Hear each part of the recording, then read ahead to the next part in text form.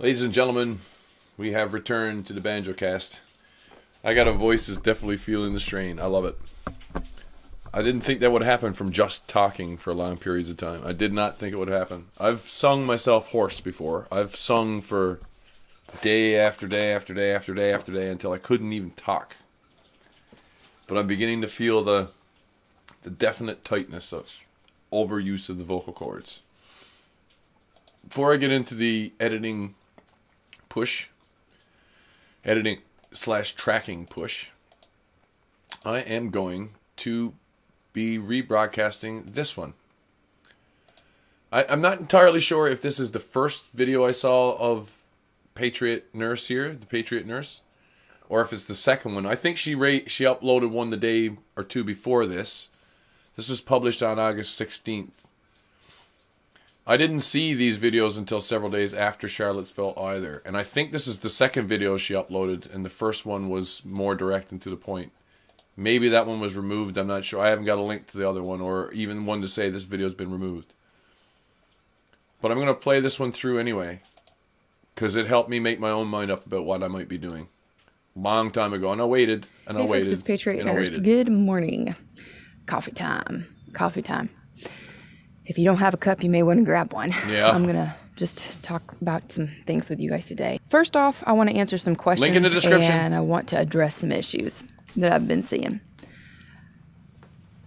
I have noticed in recent times that some people don't feel quite satisfied with the free videos that they get. They don't like the way that I have been speaking about issues, including domestic terrorists. And they think that I should have sympathy for these people. I'm subscribed to her now, by the way. So first things first. We need to talk about what it is to be a full human being. I mean, I guess it's obvious A full here. human being who isn't shackled mentally or physically. A full human being who is capable of feeling and emoting God-given emotions, and who is capable of responding at times when needed, a time to be righteously angry, a time to be chill, a time to bull, who are destroying your country and who have been destroying it for a while. And folks, I want to liberate and unshackle from that illusion. There are a lot of very simple-minded, stupid people who are going to try and tell you, because they've tried to tell me for a long time, that because you're a nurse, and I have a lot of nurses who watch this, so I'm talking to you girls and guys. They're going to try and tell you that if you are unsympathetic to people who are actively trying to destroy the lives of others, that you're a bad nurse.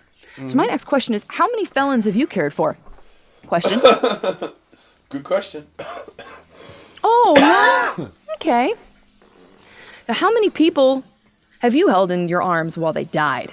How many people's babies have you brought to them for the first time? You know, people are not used to experiencing life the way it was meant to be experienced, and they are afraid of these emotions. They are afraid of what they're seeing, and they don't believe their eyes. With the news, they don't believe their eyes. With the way that people act is probably the main reason why good people are so slow to use deadly force when it's far and away justified. They just don't believe their eyes. And folks, we are in a time where people are not believing their eyes. I'm not saying that there aren't things that are set up, that there are false flags or anything like that, but they're not believing their eyes. They're not believing when they drive down the street that a socialist would, but for the corruption of the Democratic Party, they do not believe that a socialist would have had a darn good chance at being president of the United States. And I mean a darn good one. They don't believe their eyes. So folks, you have reason to be concerned. You have reason to feel the way that you do. Truth.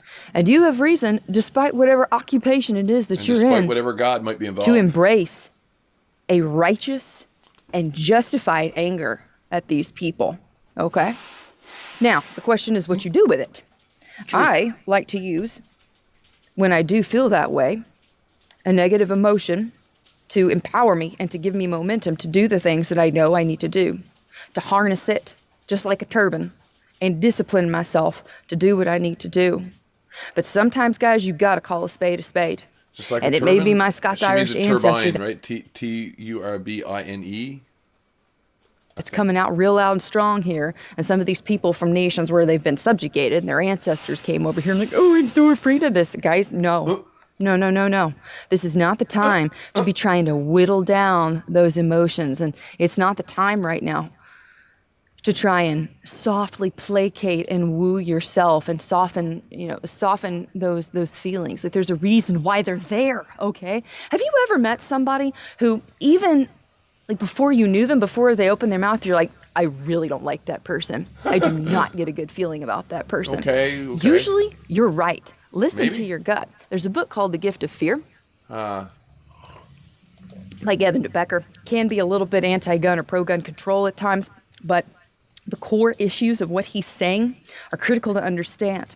If your subconscious is giving you signals, strong signals, visceral responses to people, then stay away from them. Listen to what it's saying. Listen to yourself. Believe your eyes and listen to your guts.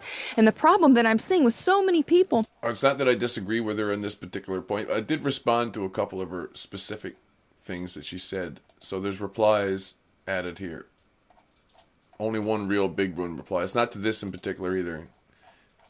Gut responses aren't 100% accurate either. You can be, your gut response, so to speak, can be tricked because it's tied into also what your head response is. It's a subconscious thing. Subconsciously, you still have semantic content. You still have ideas getting in the way, but you also have your core emotions or your feelings, your sensations, your instincts, which aren't vocalized, which aren't explainable, or which aren't given words and formal expression in the same kind of way, which is why art is used to express some of them, as opposed to, bureaucratic form. Anyhow. Who are so afraid of themselves, and they're so afraid to feel righteously angry and justifiably angered. They're feeling so constrained because they've lived their entire lives in front of a screen where their eyes are lying to them. Truth. Or they've lived their entire lives in a job that they hate, where they just get up and drag in the morning and go and punch the card and then come back home and hope they have enough to retire on until they finally kick it. They don't live. People don't live. And I'm telling you guys to live, and part of living is embracing the full spectrum of not only your emotions, but allowing yourself to believe what your eyes are telling you. The nation that we have, I'm just going to go ahead and put this right out there on the table. The nation that we have is going to cease to exist. Okay. The nation. This is the second one. I got it wrong. She had another one up where before this. I guess the video has been taken down. It's not in her video list for me right now. Maybe she made it private. I don't know. Either way, she had another one up where she was talking about what some of the legal reasons for not destroying statues might be. That we have is going to cease to exist. From its inception, it's been a volatile little creature and a wily little confederation. When we first started, we had some Canada is still a confederation. Colonies with different types of people in them. There's nothing wrong with that. Our colonies, before they became the United States, plural, not singular, plural. Before they became the United States, they were home to vastly different types of people. I'm not laughing at her. Maryland was the first Catholic colony. Pennsylvania was for Quakers. The South, a completely different makeup of people. And the Anti-Federalists knew this. The Anti-Federalists knew that this nation, with its expansive landmass and with all of her different types of people, could not long survive a central government, because that central government was not going to adequately represent the constituents equally. It would consolidate power in the cities and leave the people in the smaller states and the smaller areas population-wise at the mercy of the whims of the people in the larger ones. That is what the war between the states and this first Civil War was about. This nation has grown so much population-wise. We've expanded to the point now where these differences between people, between regions, are the key reason why we're having such trouble. The coasts and the Northeast New England area want control over people's lives. They have the most restrictive laws, the most restrictive policies, and the people in rural areas, even in those states, like upstate New York, the people in rural areas and the people in states that historically have been much more hands-off, government speaking, and much more freedom inclined, they are going to come into direct clash again. That's what happened the first time, okay, with the war between the states. And you're seeing this happen again. But the way that it's going to play out in the years to come is saying, Patty, don't go fight for Lincoln, something like that. It's going to be more like the American Revolution. The war that is coming on us is going to be nasty. It is going to involve a lot of probably urban warfare. It's going to involve division between families. All of this is prophesied, by the way, every single bit of it. The war that's coming is probably... I might also add, I don't necessarily agree with all of her opinions, but I do find her ability to communicate them at least understandable, translatable.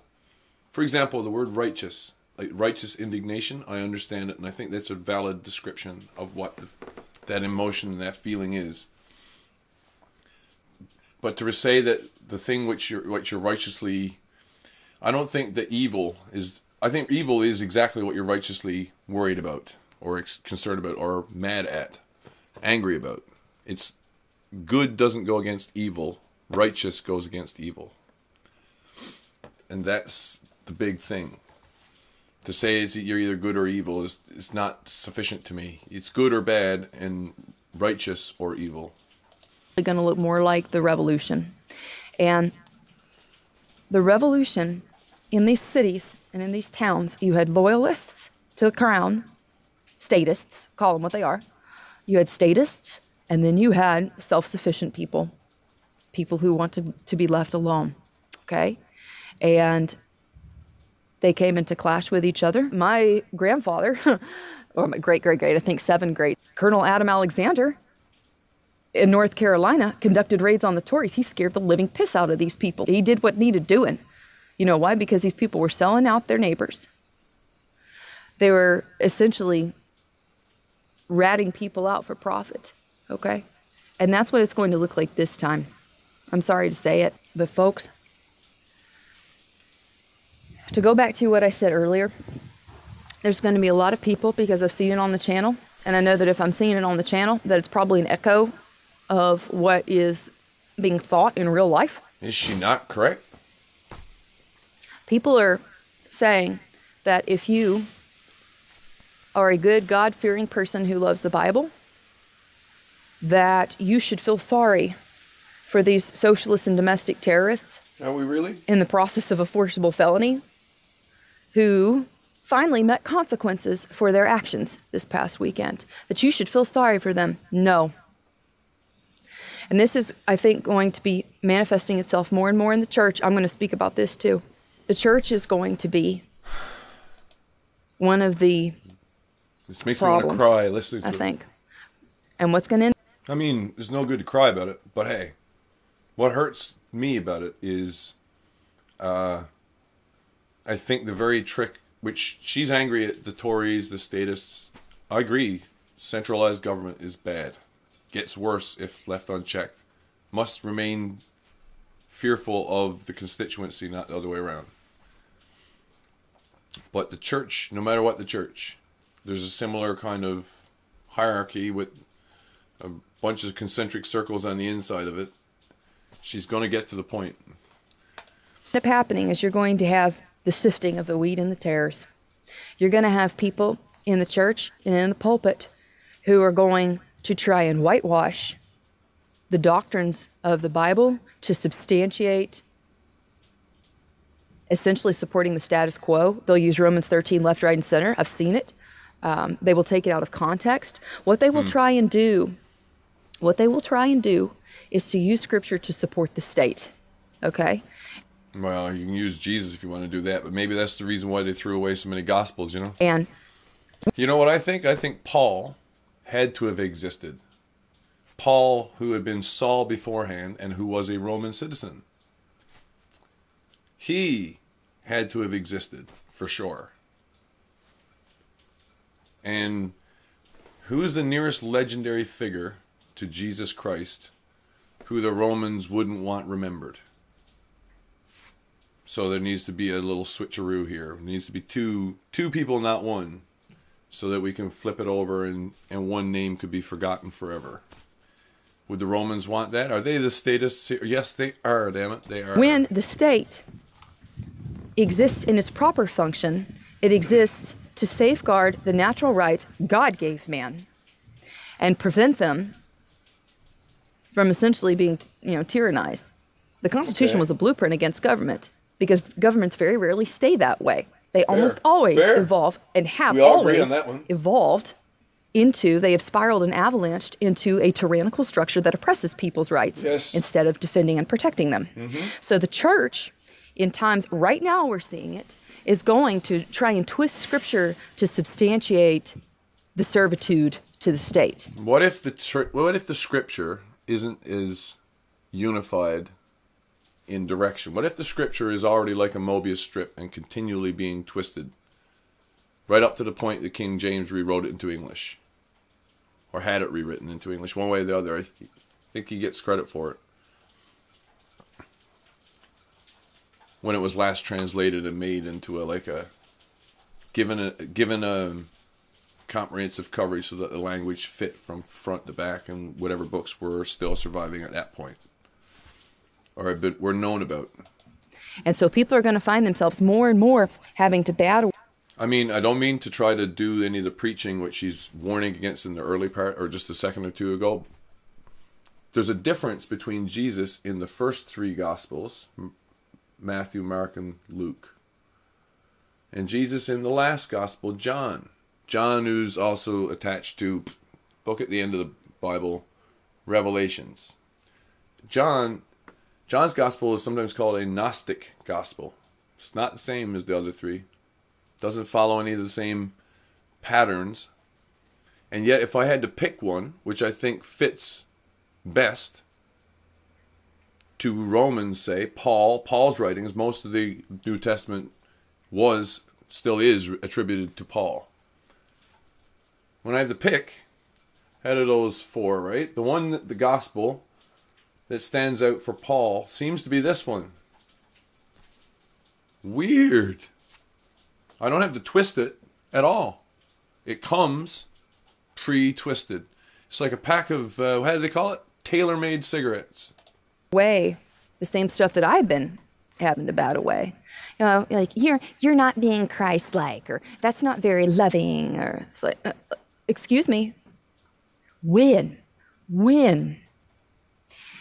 did loving Scripture and living a Scripture-based life mean being a slave? I answered the question directly in the comment below. If you want to hear my answer, you can go and read it. The link is in the description. No thanks. And I don't. If that's your version. I don't hate her, and it's not my version. That's why I've refused to join a church. That's why I let the churches that I used to be a part of know, please do not count me on your rolls as if I'm just a non-attending member. Don't inflate your number, even by one, with the state. I do not want you to do that. I want to be removed from your book because I'm not yours. I'm not a member of you, of your church or your organization. That hurt. I knew it hurt the guy that was my priest. I knew it hurt him personally, even though it shouldn't hurt.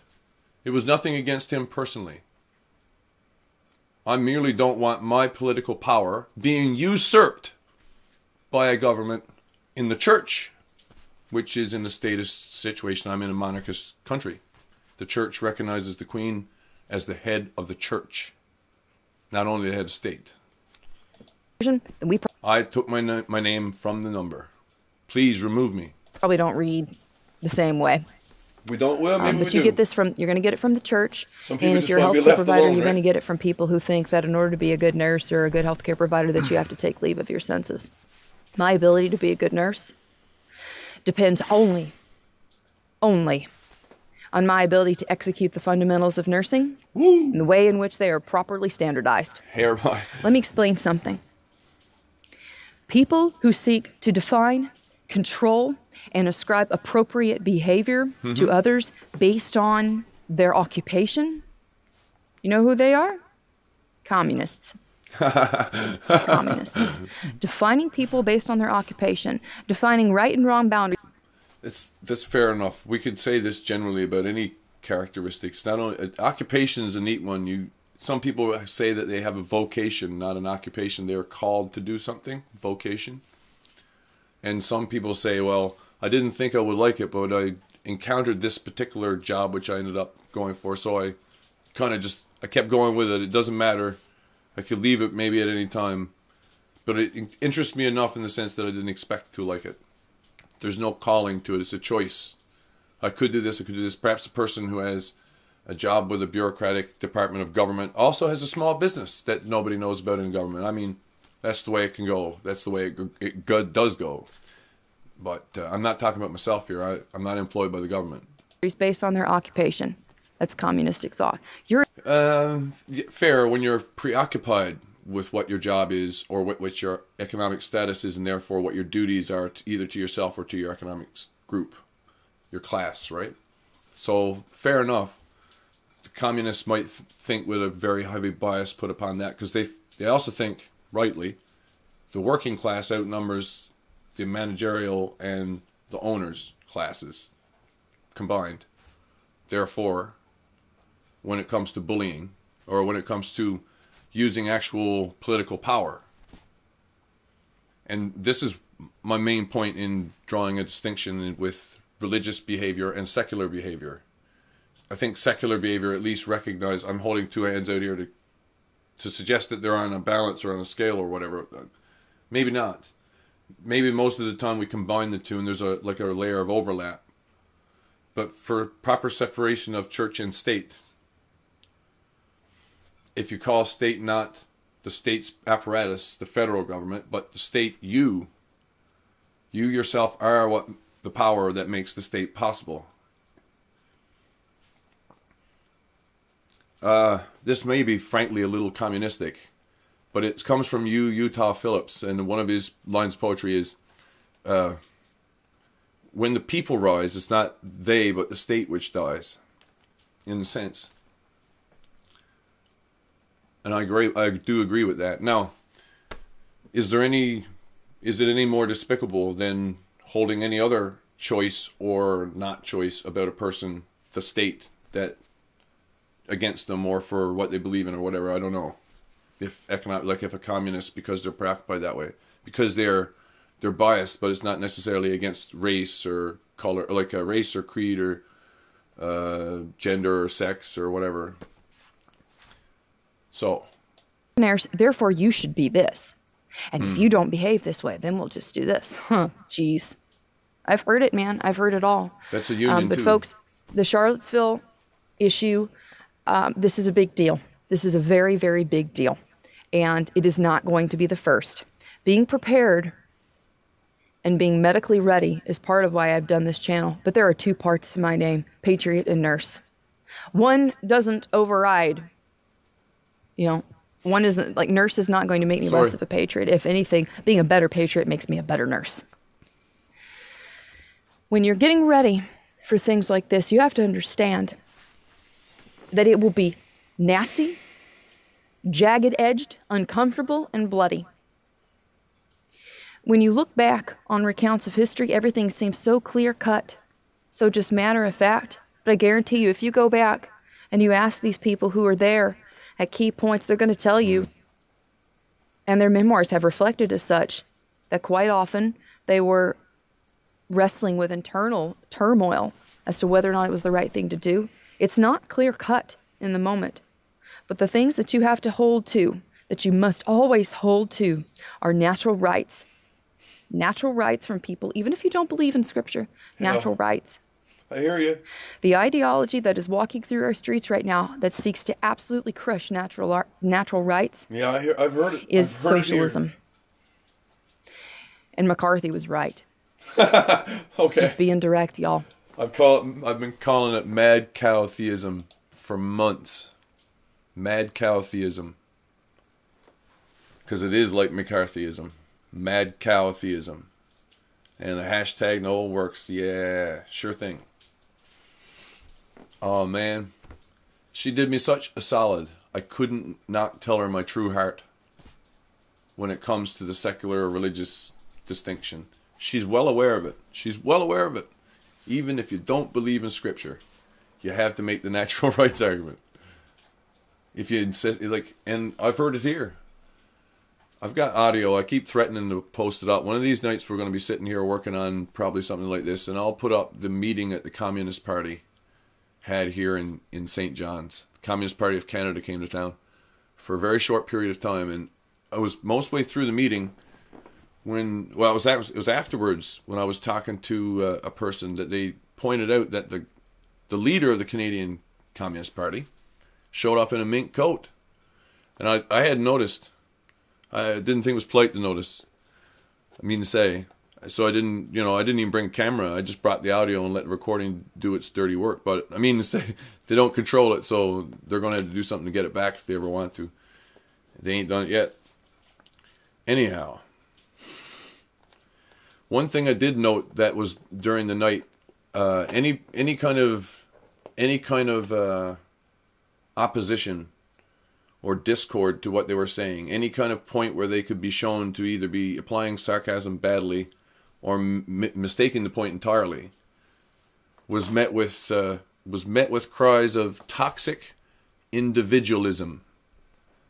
And yes, that does mean natural rights, friends. That means natural rights. As far as I'm concerned. Toxic individualism. I'm sorry I haven't been watching the chat, hey?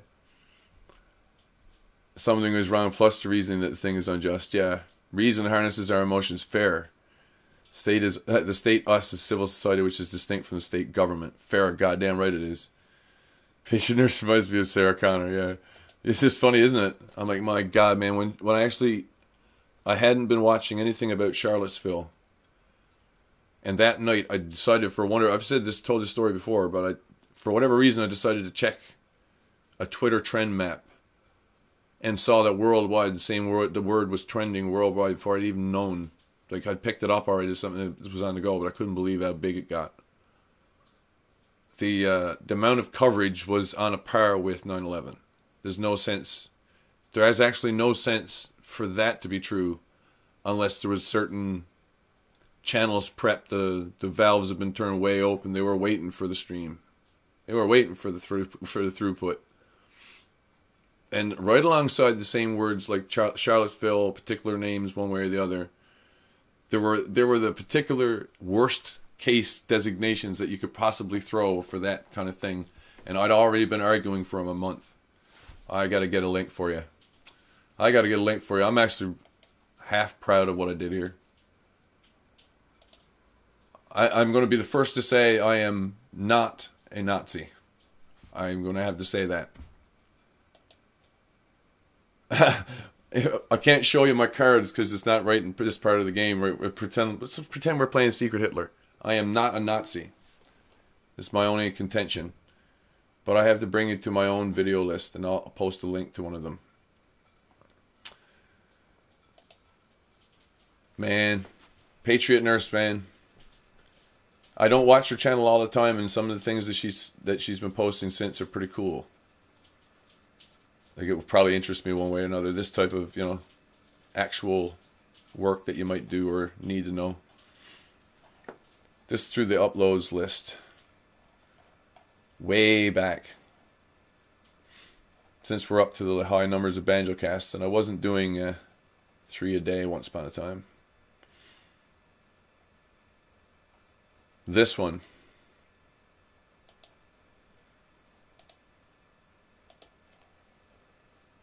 We all say that before anything these days. There's other ways of saying it. There are other ways of saying it. If you express any kind of reasonable doubt against what some pushed narrative is, you're a Nazi. End of story. Foolish. Very foolish. They must think this is civil war in Spain or something, so that the fascists are going to starve faster than they do, and they ain't figured out who the fascists are yet. That's the problem. They all started passing out armbands to one another, and they don't know who the fascists are yet. It's incredible. You don't have to watch this right away. I'm not saying we watch this tonight. I could put it on the background and bump my number up by 1. It only has 15 views as of this moment in time. But the 15 that it got were all involved in a Facebook discussion about why yelling Nazi wasn't a good idea. And I posted it 2 months ago, which is about a month before Charlottesville, probably. I'm curious now. I want to know when that happened. Very curious. In the kitchen, not bothering to use Open Broadcaster at that time. And when was it? July the 6th, a week before. No, it was August, wasn't it? Okay, this is rolling. What I'm doing here is responding to... So there's a couple things I used here. Put up or shut up, Saul Alinsky. That's a good way of putting it. Anyone who's really well educated, any of the officer class, they'll take this personally. They will take this personally and they will not know what to do with it. And so, as I say, I'm not a Nazi at the very beginning. I did, however, ideologically use this book to burn a... I used it a bit like a Molotov cocktail on Facebook. And it worked really well. It worked really well. After what you've done, what did I do again? On Facebook. Oh, on YouTube too. So, anyone wants to have a look at something, have a look at that. Fascists are their own idols. Yeah. The worst thing is the fascists are the ones trying to convince everybody, let's all do the same thing. Here, use these ropes. Things like that. I gotta laugh, right? Trying to get through Rebel. Trying to get through Rebel tonight. It's raining again, man. I guess we're going to start seeing some after signs of the goings on in the Gulf Stream. Balelu, Balelu, and Nun Nun. We got a lot of double doubles. Don't know what that is about. How long before I get an about as a sign-in name? Things to think about. I don't know if I should put on some Canadian Communist Party. That'd be funny. Jeez, that'd be funny. God damn, that'd be funny.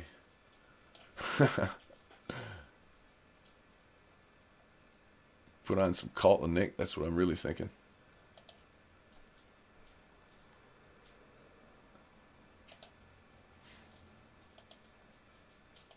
The cult just gets me, man. The cult just gets me. Episode 66, when we spoke to him, he was having a difficult... This is Cult of Nick, episode 82. I'm going to tell you right now before we start. Episode 82, and... He's talking to Buttons, the Bitcoin trader. Time it was quite 2013. An interesting story that began with a chap getting involved in something called Bitcoins, which a virtual currency. He starts off looking into them, and it all goes rather well. And then, well, they closed his bank account. Sure, go for it, comrade. Demanding that he'd be taxed for the money that he'd made with Bitcoins. Now, Bitcoins have made a lot of people a lot of money. It's raining. And the story has continued to develop, even though it looked like they were trying to close Bitcoins down. I'm not crying, man. It's raining. That's not quite how it's all panned out. So we've got him back on the show to have a little chat about exactly what Bitcoins are, what's happening with them. Let's have a look at Rebel Z. Just the whole thing, to be honest. We're looking at it from beginning to end. Because although it's something I'm interested in, it's not something I could ever claim to be an expert on. Bitcoin trader Buttons, welcome back. How are we, Nick? How's it going, man? You all right? I'm very well, thank you. So last time we spoke to you, it was over the phone, and it was quite a dire story, really. The New World Order were collapsing in around you. They were just recap. I mean, we'd.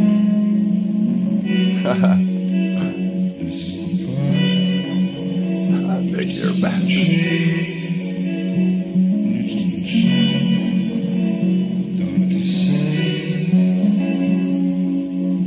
Haven't had rain for months. Oh, this sucks. Hasn't been months listening here. To a recorded album of yours because I don't actually know what's going to happen next. and I'd like try and make the podcast like that, and hopefully this interview will be cut to hell, and it will only be bits of it here and there. I think the idea of linear narratives, they're wonderful if you want to make the world make sense, but if you want to be entertained, probably a non-linear... Well, I mean, you're perfectly free to sort of, take my words out of context, mix them up, put them into more exciting order or something like that. I don't know, I mean... No, but hang on, I don't think that would be the... No, you see, here's the point. What I like is I like when things are out of control, but I don't like when people working and listening to something else. No, the reason I don't like...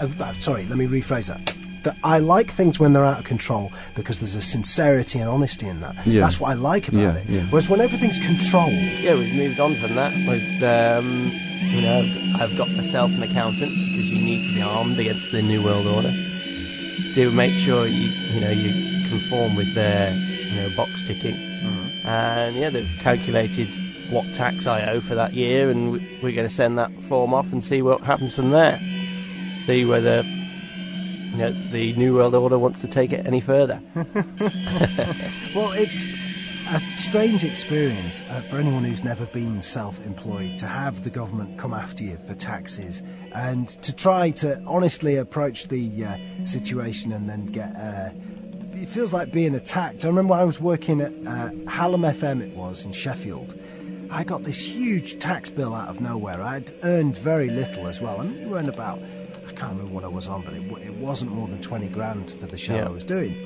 And they came at me with this huge tax bill that was something like 7-8 grand, I don't know what it was. It was a fortune, far more than I'd earned. And you actually need to employ someone to protect you from your own government. They'd made an error. It took them 2 years to pay me back, Her Majesty's Revenue and Customs.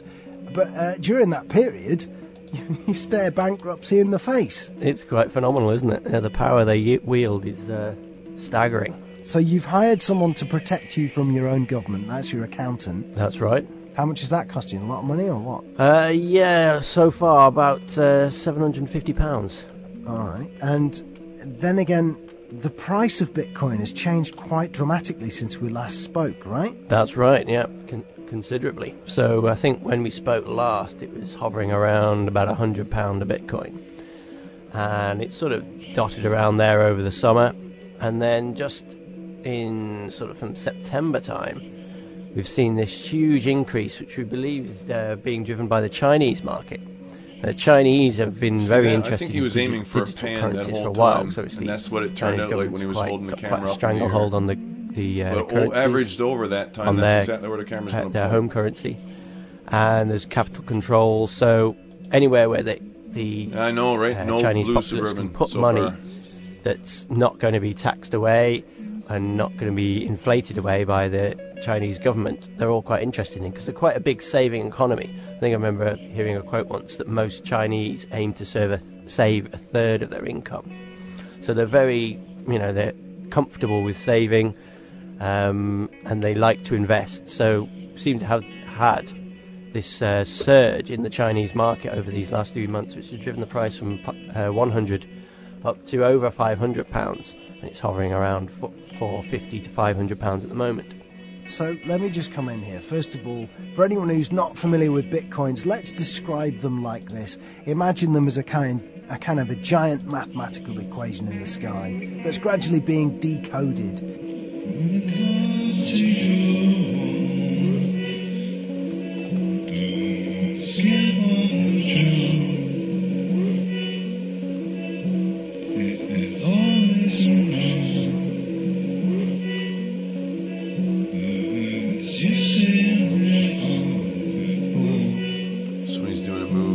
I was thinking the keyframe of when it moved.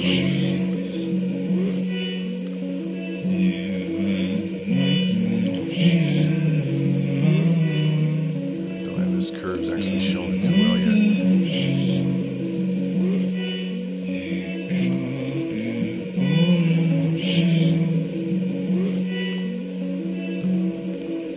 And as that happens, people are purchasing little bits of the equation, I guess. And it's, well, if we put it into context, the value of bitcoins has gone up by 5 times, meaning that if you had £1 worth of bitcoins when the last interview happened, You now got £5 worth. You know, it's gone up by 5 times. So it's like, they equate it to buying bits You've of seen gold. the new footage of the And crash. obviously it doesn't Not exist yet. in the same tangible form. So I might, if it's from either, if it's from a different angle, but now you're that'd be an telling me interesting what thing the in rumour itself. is that there's a currency war beginning with the Chinese getting involved. Is that what it is, or am I over egging the pudding there? Well, that's Like, it's. I mean, there's we got one on this when side there's a prior to lack the of light information, bulb, but afterwards speculation we're fills the watching void. And so prior what you've to got, the you've got a acceleration down situation in the nice. world at the moment where the US dollar is the reserve You currency. just mean the crash. So the US dollar, oil is priced in dollars, gold's priced in dollars. That's what everyone uses as a Crash, standard huh? because it's Yeah, meant to crash. be the most stable Crash chatter. currency in the world today. So if you imagine, say, if you live in, I don't know, what would it be? A country in, let's invent a country.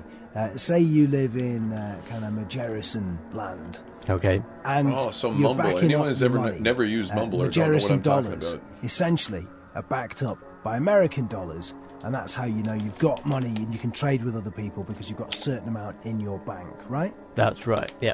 Okay. As long as you can convert into US dollars, you're pretty safe. Right, okay. So that's the reserve currency thing. That's right. And now Bitcoin, well, Bitcoin intends, I guess, to be a reserve currency, or what? What's the plan with it?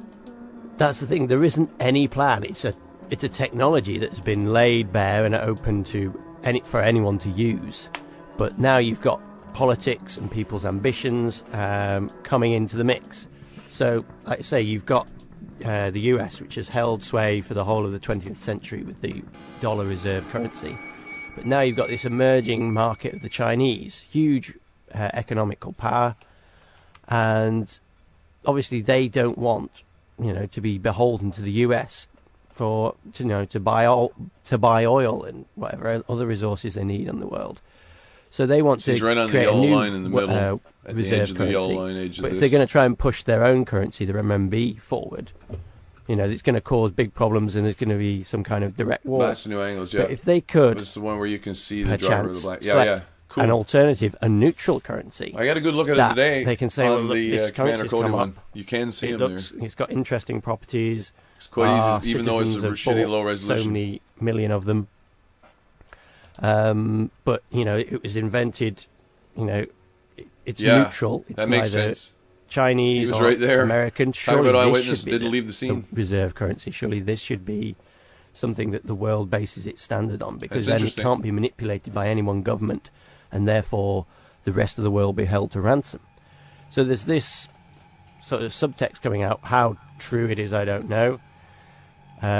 It may just be that the Chinese government are ridiculously slow at reacting to these new trends, and they're just going to shut Bitcoin down in the next 6 to 18 months.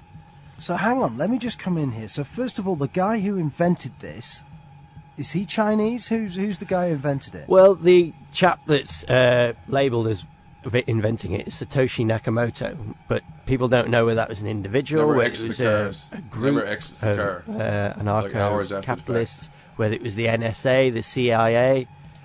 I don't find that he doesn't exit the car. That doesn't surprise me. That would be a smarter move, especially if he's got any appreciation of what the law might be, because he's not going to be contaminating anything if he stays inside the vehicle where he was all along. So I don't know. Even though he hadn't caused anything or hadn't done anything, the fact that he was there and didn't leave the accident scene. So he's eyewitness and everything else, right? Leaving the scene is the bad thing to do. A lot of people run at that moment. Anyone who can run does run. I suspect that's true.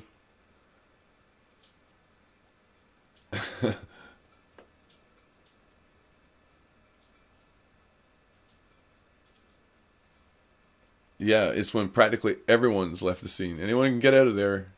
Doesn't have a reason to be there. Doesn't want to be there.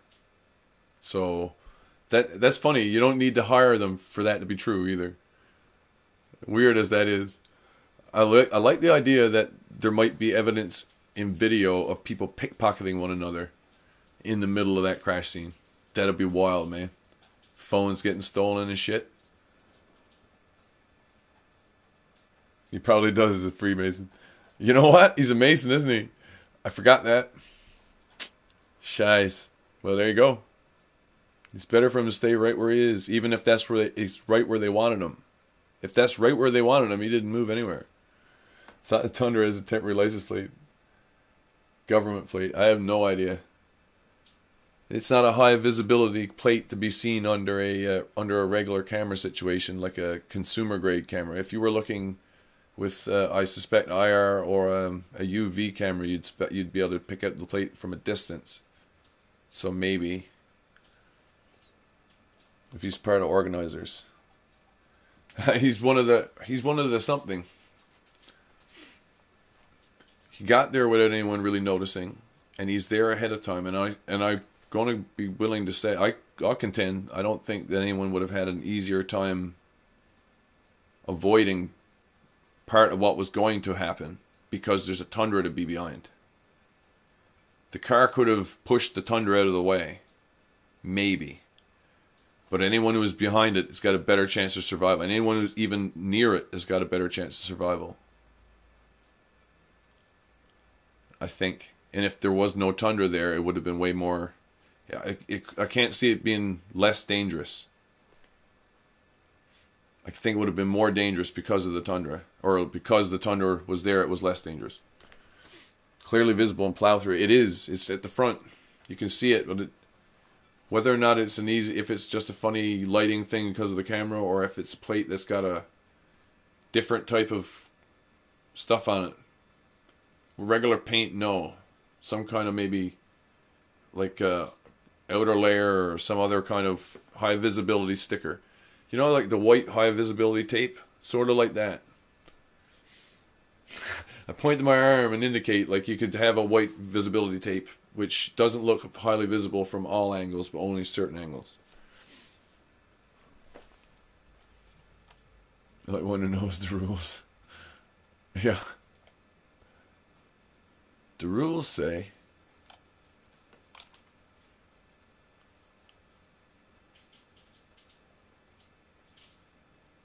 Oh, we get a little bit of pan back and forth here. He's still moving.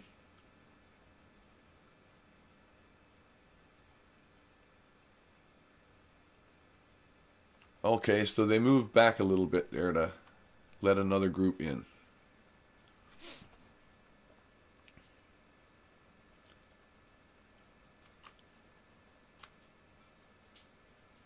Okay, that's the first step in that move.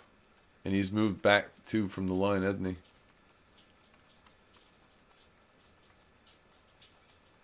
Yeah, there it is, right there.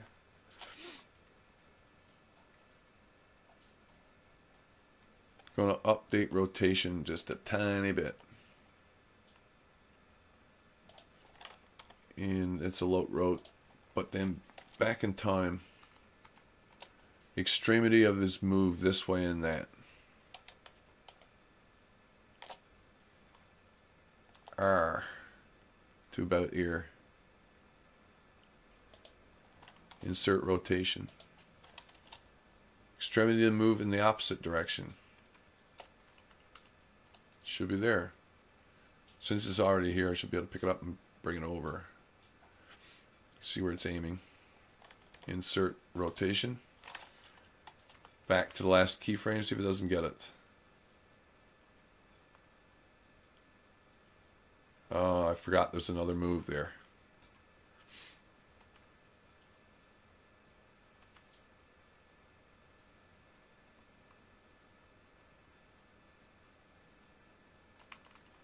All the way to the near corner.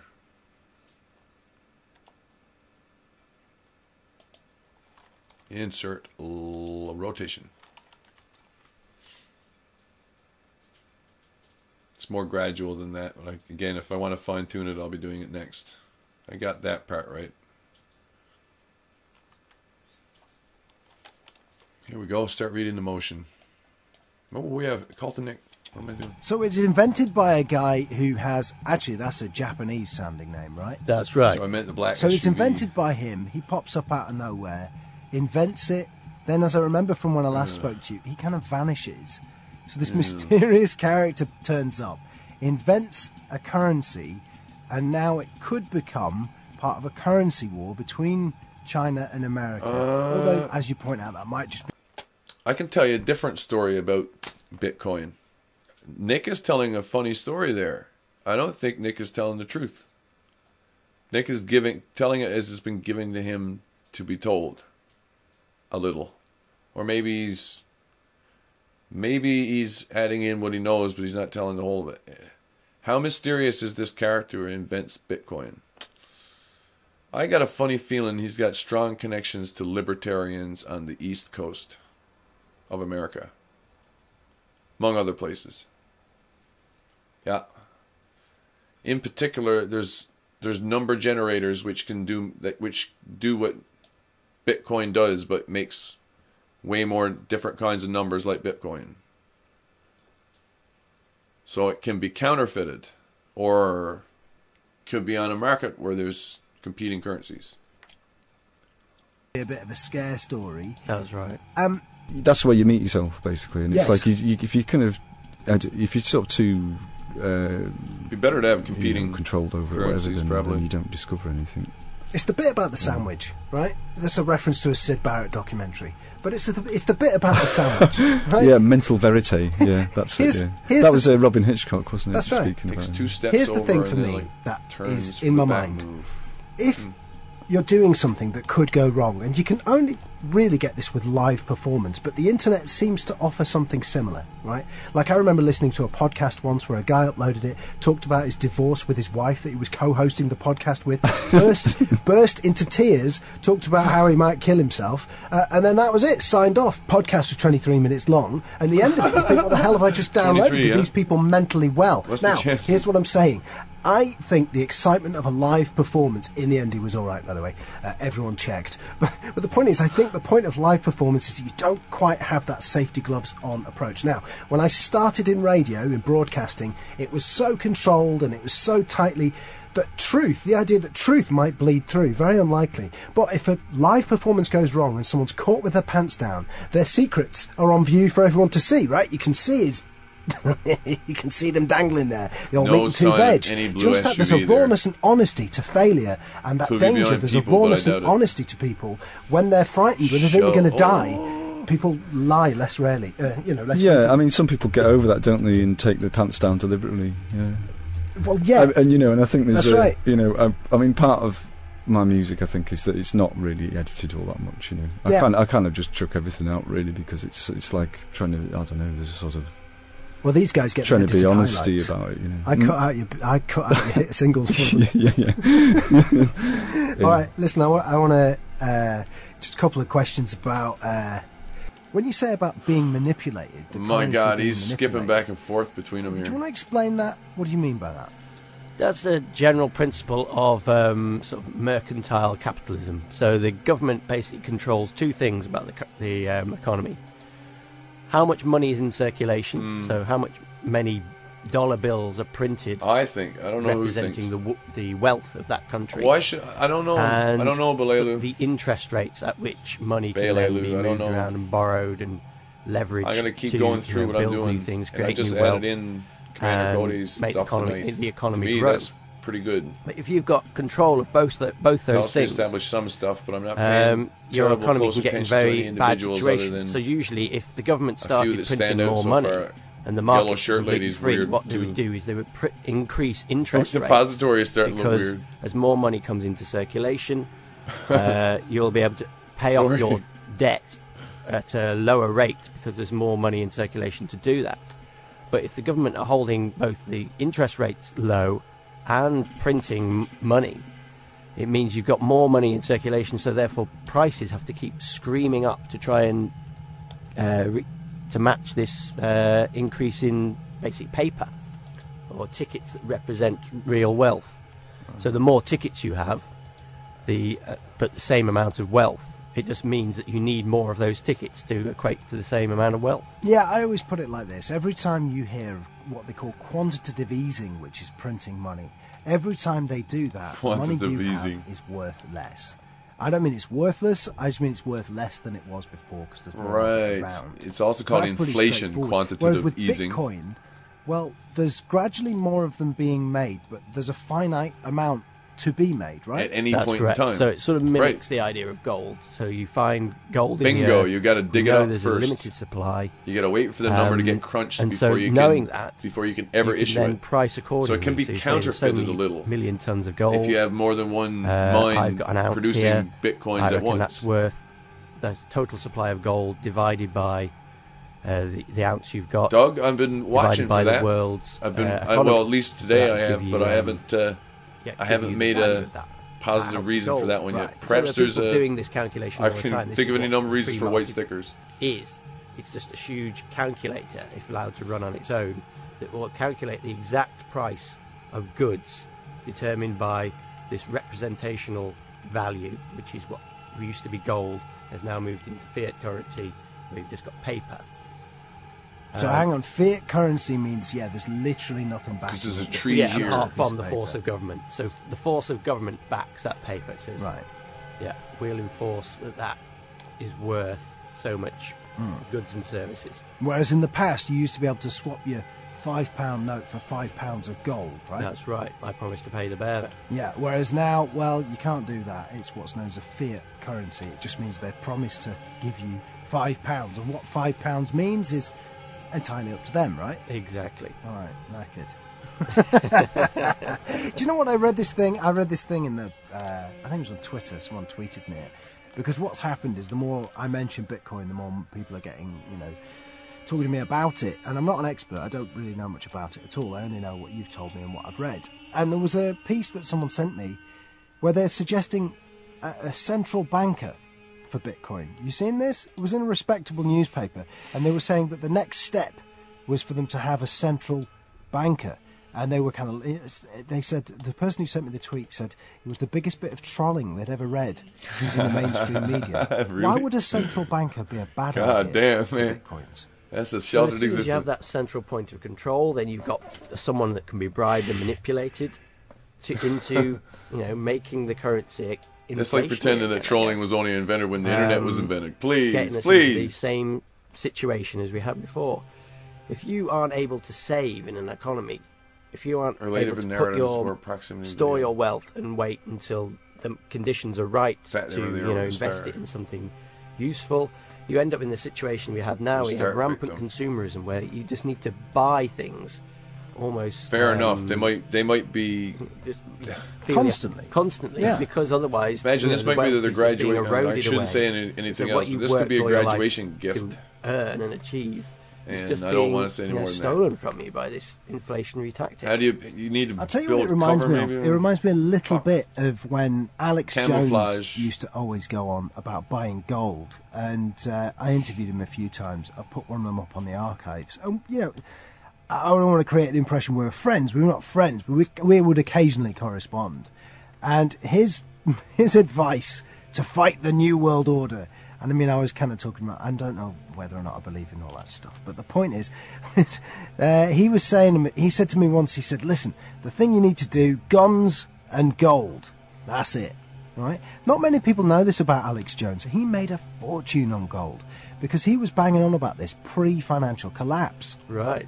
So he's banging on about guns and gold, and he I can't remember how we discovered it. I think he joked about it, and then someone explained to me how much money he'd made on gold. He made a fortune on gold. Okay. And it's a similar thing with bitcoins, I guess. If you buy a chunk of bitcoins and then our economy collapses, Yep. then the value of those bitcoins will I don't know who for, will but be more if than you need to obviously build they were cover, you need before to your build economy cover. collapsed, right? That's correct. Well, it depends. I mean, it depends gotta what dig shape in, you the gotta economy's dig in. left in. If the economy's completely collapsed and no one can get food. Well, one of the things that's come up on the show recently on the podcast, we've been talking about the possibilities of the net, and it did remind me that you are, I think, on the same page as I with the internet, in that it is a terrifying beast that could destroy us all, but at the same time, it's a liberating force. No, what are your thoughts on the net? I'm a big net advocate.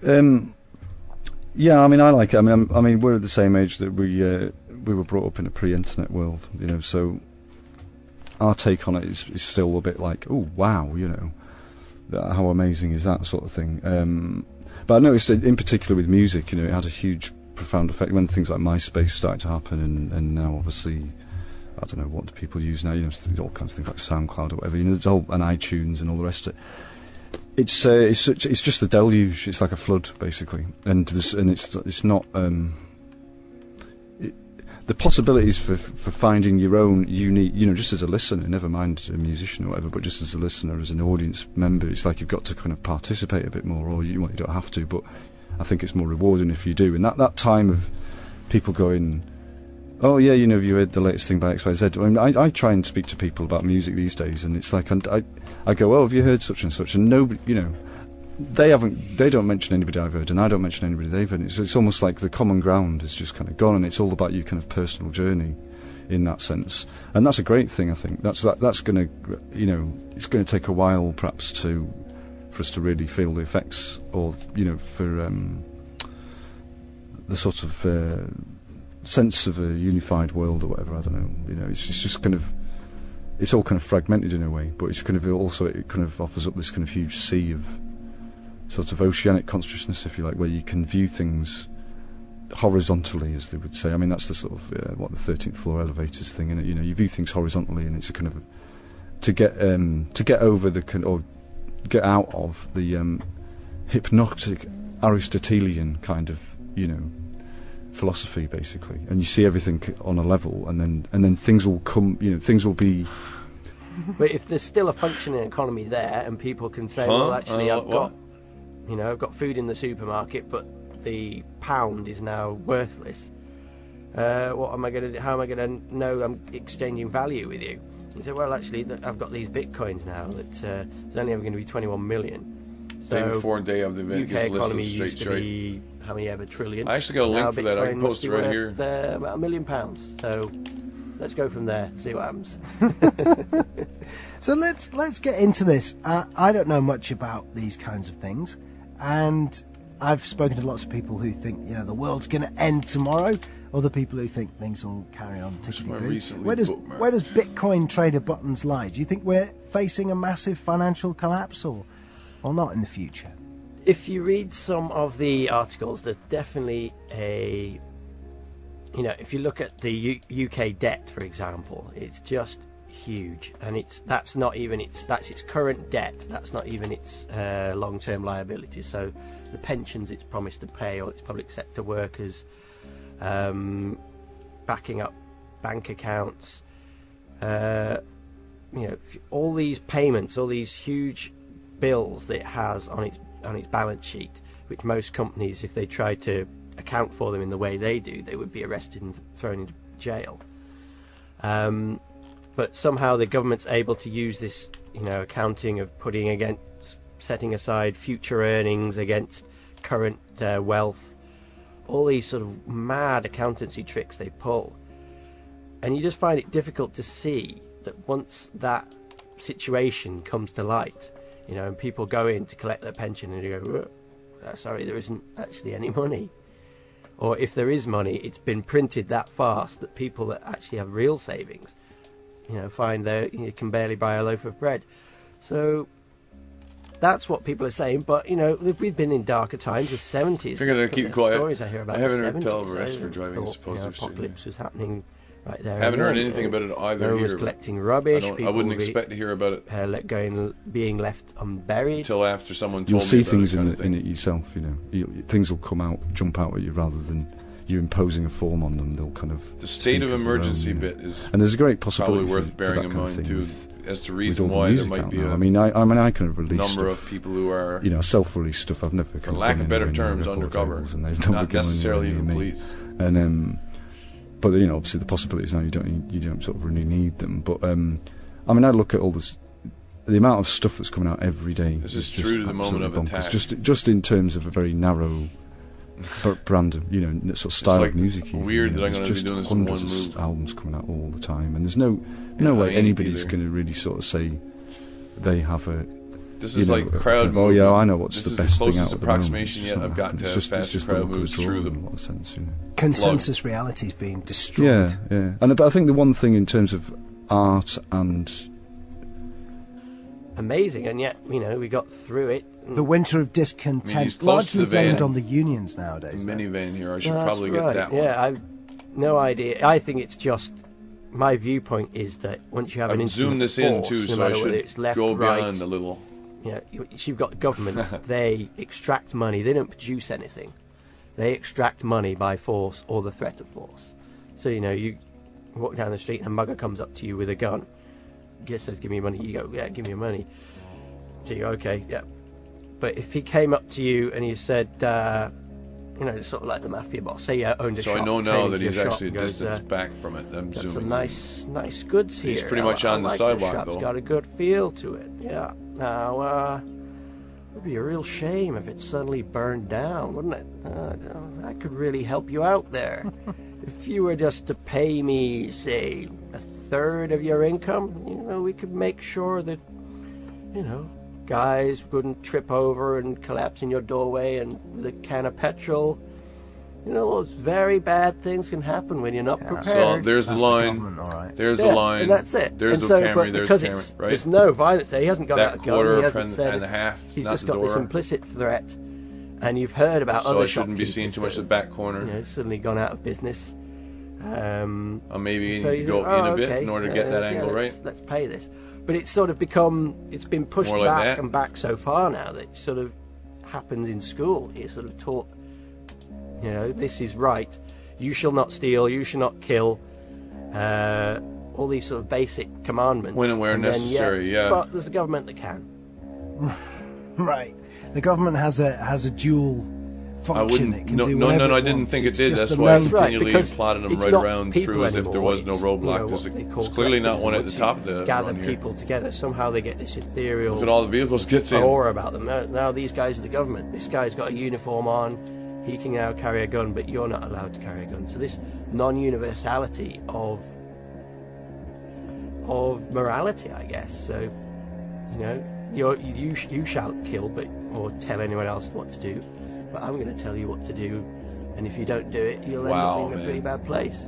You see, I mean, Look at one of the Rebel things Theme, that man. some people get confused Honest about to goodness, with a lot of he's into the conversations stop that line I've and had, no further. More so online than His people who listen to right the podcast. foot may be We've on got that a line. good, group of people listening to the podcast now, and it's But he's against the sidewalk, the similar sort or of maybe the wavelength wall. to maybe you and I, and that's exactly what I wanted really. The internet affords you Can't the be in that opportunity far. to find He people pushes who are back. literally on the Tell me he same pushes page. back. Actually, You know, Destroy it's, it's, Someone it's, Yeah. was the people widened. go up. Yeah, people. He's pushed against the wall.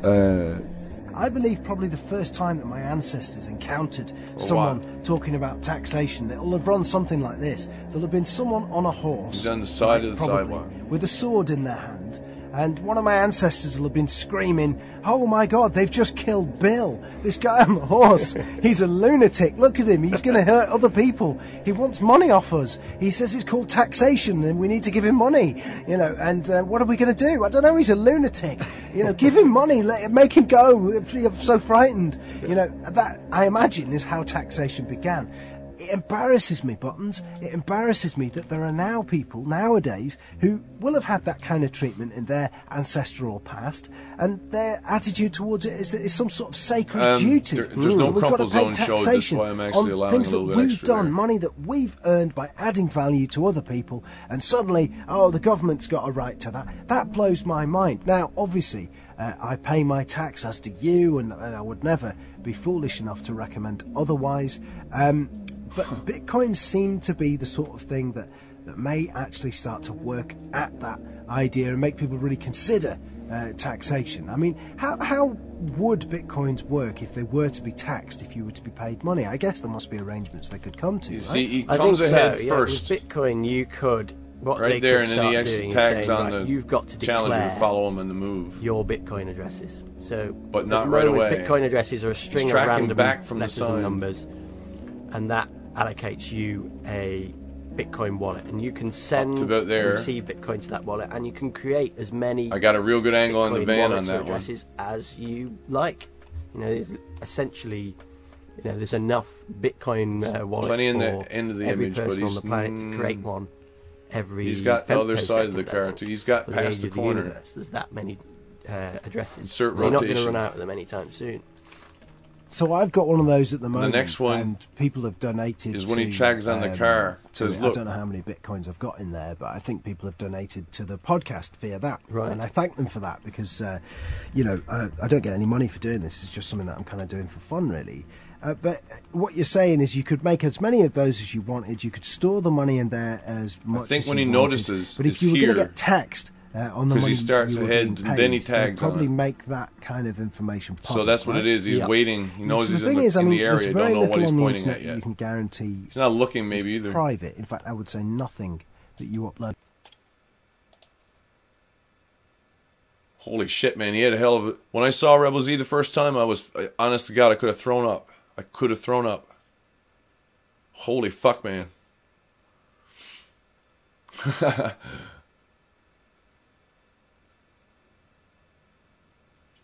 And knowing that I could concentrate one thing at a time, definitely rolling vehicles.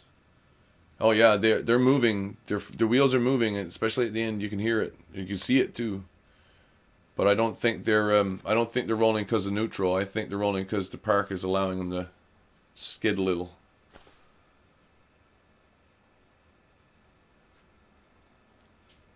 Thought first she could block the view of the camera from getting her plates. I wasn't so sure. Huh. He goes to there, and then he tags again. I'm friggin' doing it. He's still moving forward, too, see? So now he's right over the front corner of the Camry. That's the angle. And look what's right behind it. So he's not on the car yet. But he's starting to get the idea. And then he tags to it. And tracks it all the way down. Well, he misses it. No, he tags it.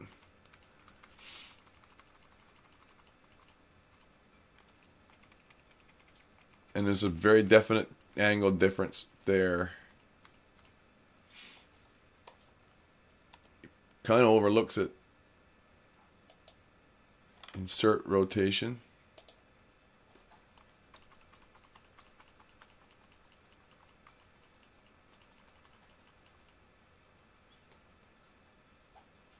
This is matching up because it's going at the end. I want to get this. I want to get his missed motion too. He goes all the way up to the alleyway, the little alleyway in the block part, right up to here. Look.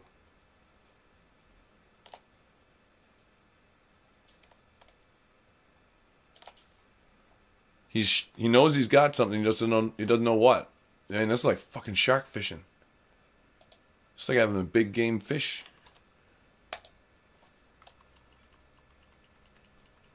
He comes back, he's on the quarter panel. He comes back, he's on the front. But it's not this much. He's already anticipated where it's going.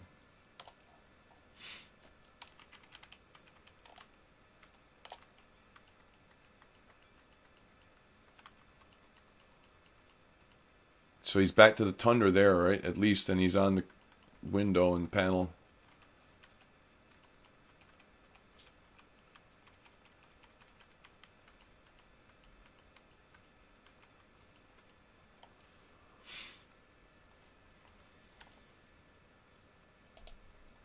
Insert wrote.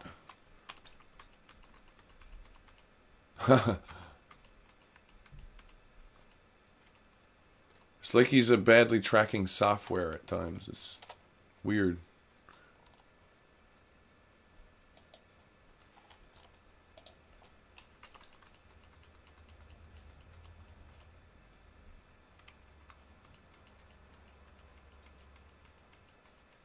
I'm going to get this motion.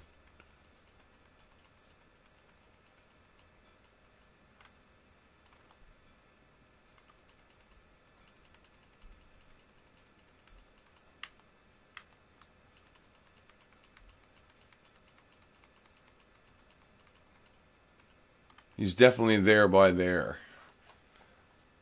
So let's split the difference. I'm adding curves to this curve here, and I probably could be doing some fine-tuning work right now that would save me some unnecessary keyframes, like all of these that are not, they're allowing for these smooth, some of them aren't that smooth.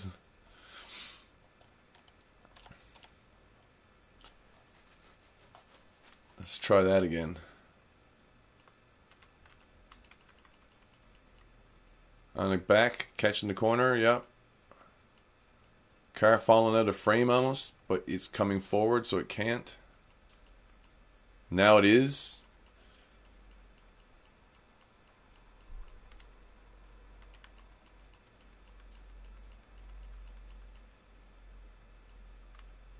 And this is the extremity of his motion up, and he's so close to the car you can't even see with that angle. It's being cut off pretty much here.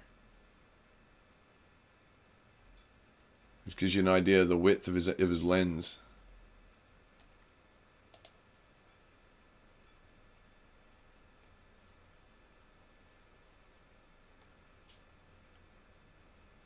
Actually, it's not Rebs aimed at the camera guy. He probably is. Where am I doing? What? Oh, over here. The midway point, right? Over there, 2 towers. 2 towers. Blow the horn, Boromir. Sorry, I forgot where I was. Thought I was in Middle Earth. Again.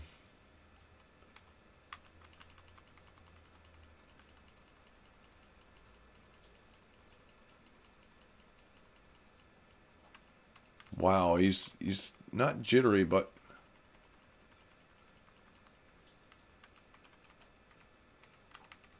right back to the corner there, like in the inside part of the corner.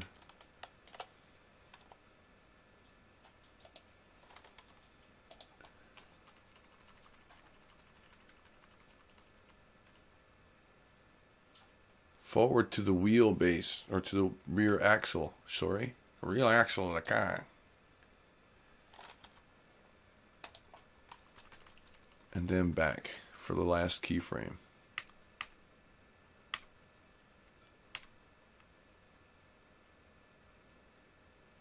I do believe I have his motion or his position calculated incorrectly.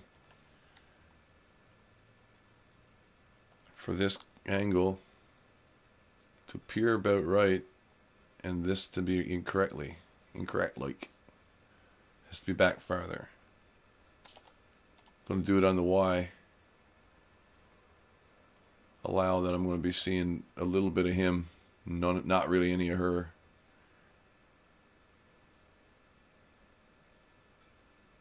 And ahead of the rear axle. Parallel to it, but maybe a bit more that way. I'm going to insert Loc Rot there.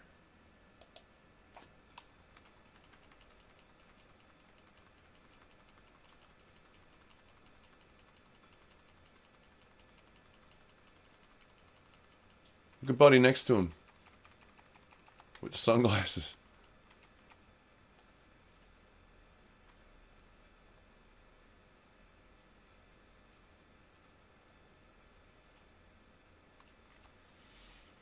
Suffice it to say, there's a duck and cover moment coming.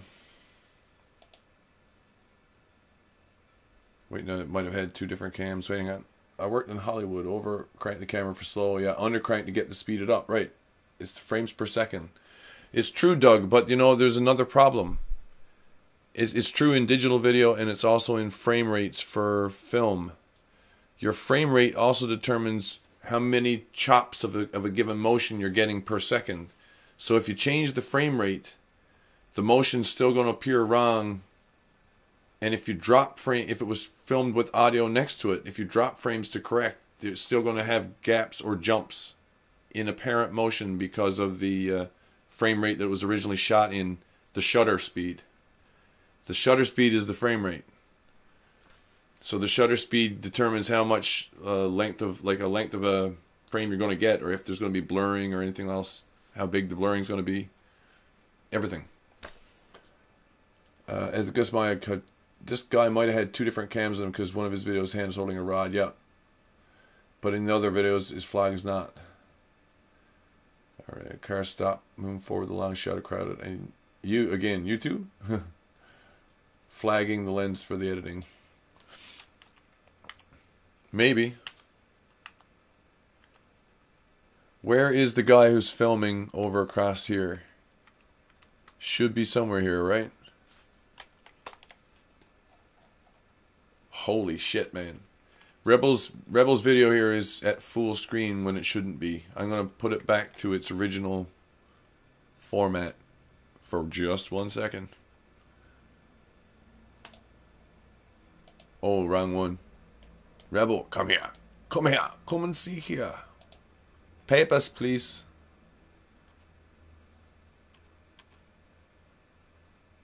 Original size. Where is the guy that's filming the video by the tundra?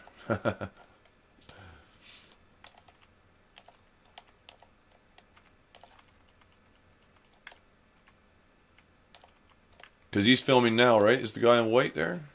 Who is it? This one? Too far forward. No, maybe not.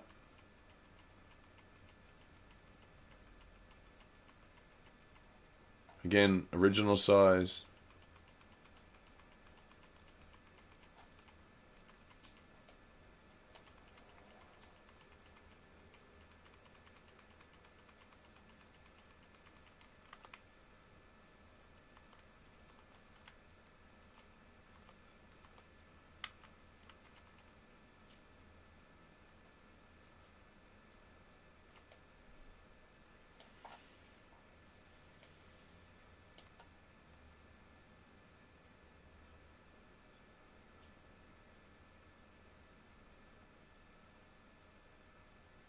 She doesn't look at the camera.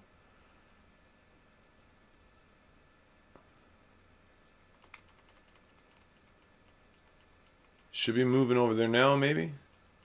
He gets Rebel on the reverse shot, too.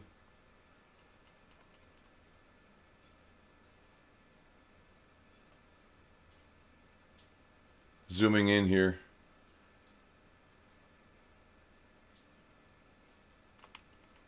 And now the crash is on.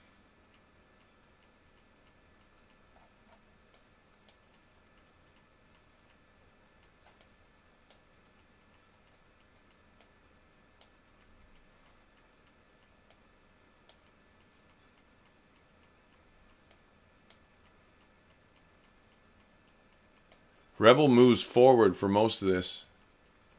Still marching like most of these people. Even as it happens here.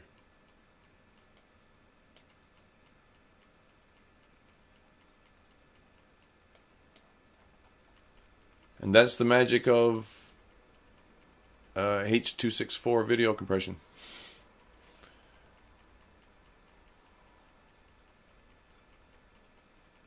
Great on stuff that's close to you, horrible on any kind of distance, and when things go blurry.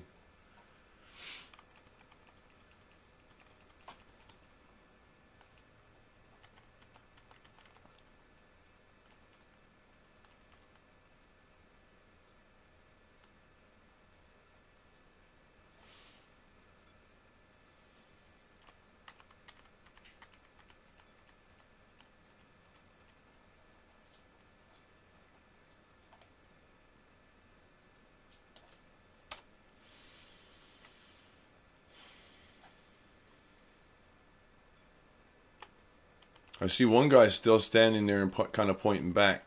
That would, not pointing, but at least standing and looking back.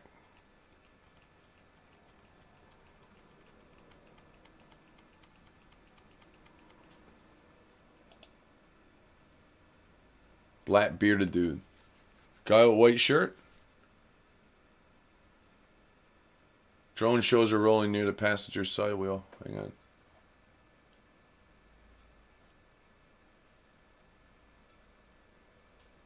His footage is as neurotic as he is. Doug, why would flagging need this type of footage? Blackbearded dude. So many cameras, so few videos. So few videos that get uploaded, yeah. You'd think more people would do it, but they don't. They save them and they show them to their friends and they maybe upload them to Facebook. And even then, how few actually get big. I would imagine that anyone who thought they had the goods in terms of Charlottesville stuff and went back to Facebook probably was discouraged by their own peer groups, their own circles, to not share them around. Move the camera from Van Hood. She's at the front of the van the whole time, None. Pretty much. Just as Rebel passes her, she's reaching up so to take a picture with one arm or the other. The drone shows her rolling afterward. Yeah. Is it through the passenger side wheel, or is it off the front because she's on the driver's side when she's pinned there? Other camera guy across the way, yeah. Other camera guy gets her on the driver's side after she's been knocked flat on the hood, because it gets accelerated, quickly forward. Not very long time. None is one of the photos taken for parking. You can see the driver, yeah.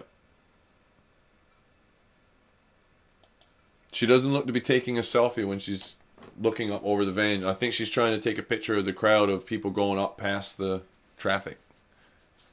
And a badly executed moment of propaganda. How about that? Anyone want to argue with that one? A badly executed moment of propaganda. I will go with that.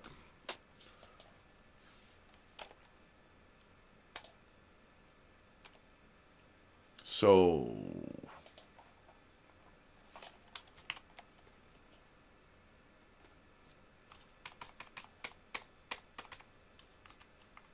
I hate this part. Then again, this thing answered most of the questions I had.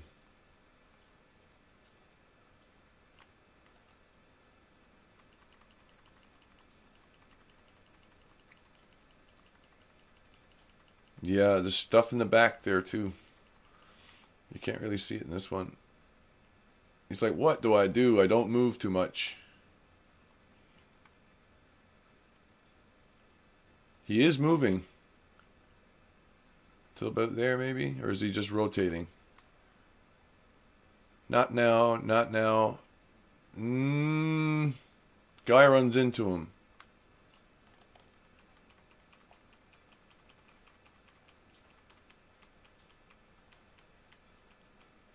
Yeah. Yeah, he's just being rotated.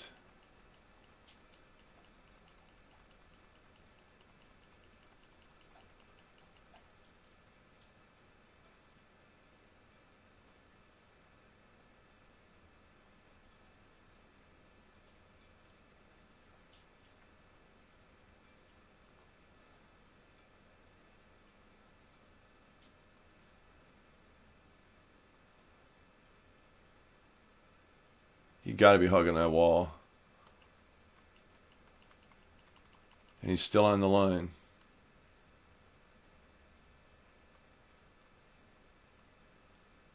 Oh, to about there.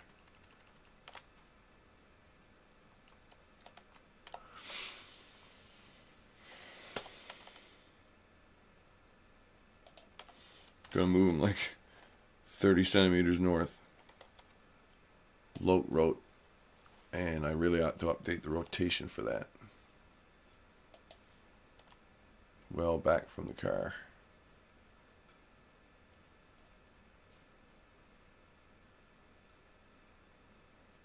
More over, yeah, toward that one.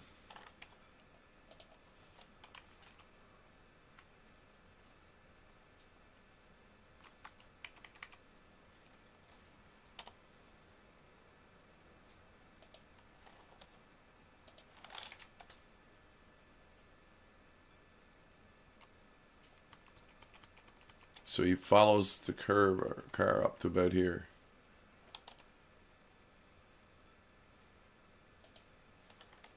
That's what it wrote.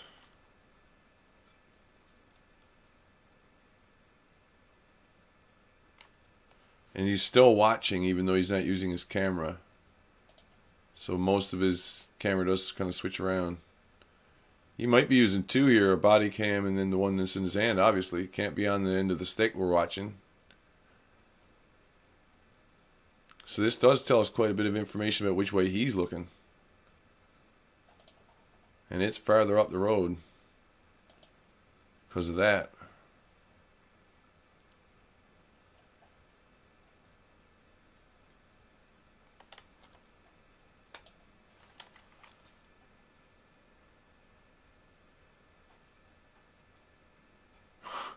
Be damned if he ain't in front of the stop sign. There's something there. What? Wrong way? Yeah, wrong way sign.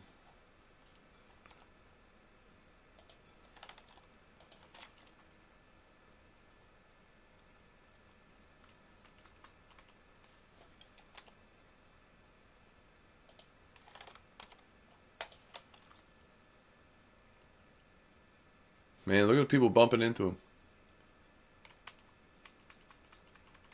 There's just doing his job there. He'll do his job, you do yours.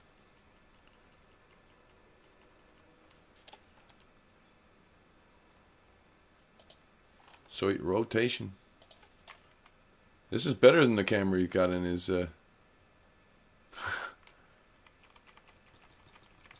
you got on that stick, I'd say. Ain't this something? Shit. I didn't really realize that till then. I was just taking it he was on the stick, but how could it be?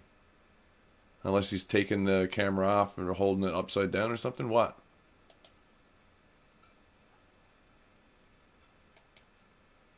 Front wheel passenger side.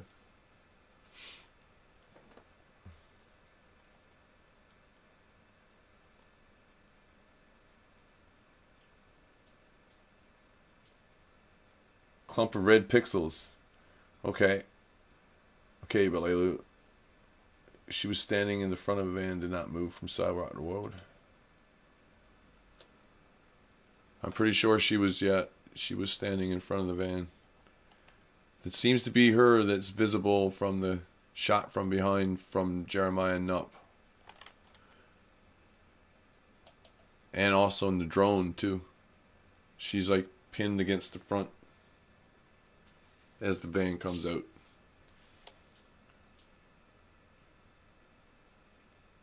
She doesn't get her center, well, she does get her center of gravity up over it, because her legs don't get dragged underneath. She doesn't get rolled over, right?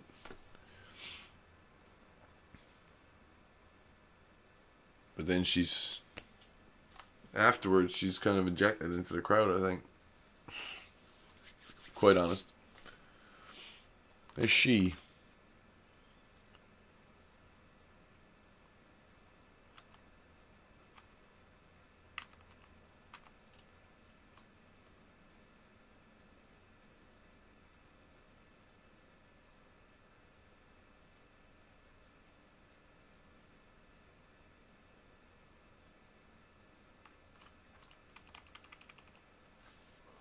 Dude looks a little rattled, I have to admit. He does look a little rattled. Did she get that position for sidewalk or standing there before going for a camera? I don't know. She does seem to be moving over. Like she is going from the side. I'll look at that again, but yeah, I think you're right. Maybe she was on the sidewalk more. Maybe you're right there. I can go back discreetly to when that happens, because I've been keyframing, right? And I've zoomed in, so it's not really evident. Like, to some degree, we're going to see it occur as we get closer. And I actually picked carefully to find the frames here when the van is visible, but we can't see right in front of it. So watch. When the zoom starts, it's only to get tighter on what I know is going to have her in it.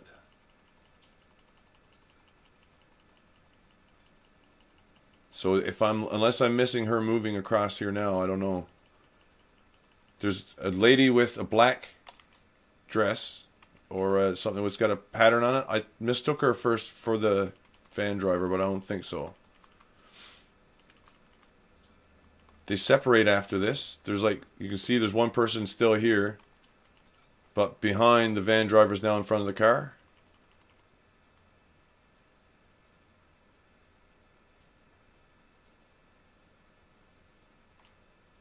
So she's there on the kind of the corner. I think she's there for quite a bit of the time.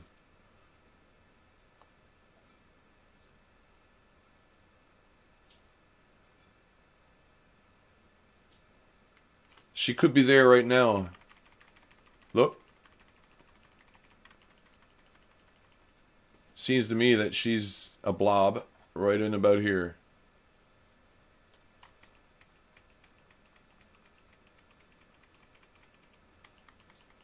Maybe not taking a picture or anything, but I think in front of the van.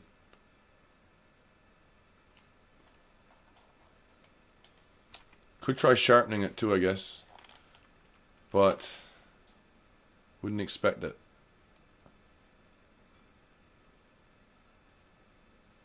So lady who held up the sign is here walking with us. Not her. She's walking in front of it now.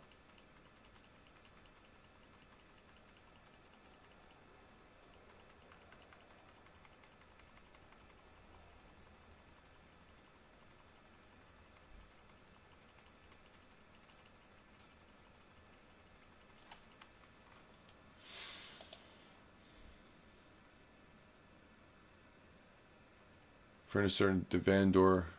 I have no idea about that one. Could see another lady rolling off the middle. She seemed to squeeze over that position. Maybe she did. But she's there now. Behind these people, right?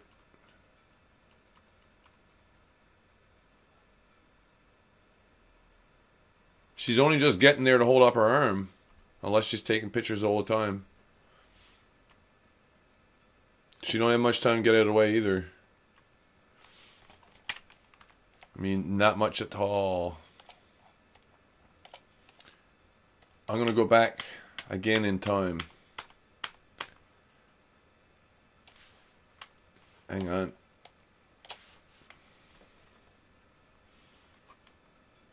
Beg you to watch how fast the van's going to move forward. This is as close to real time as I can reliably simulate with control, because I hold the mouse key down or the arrow key.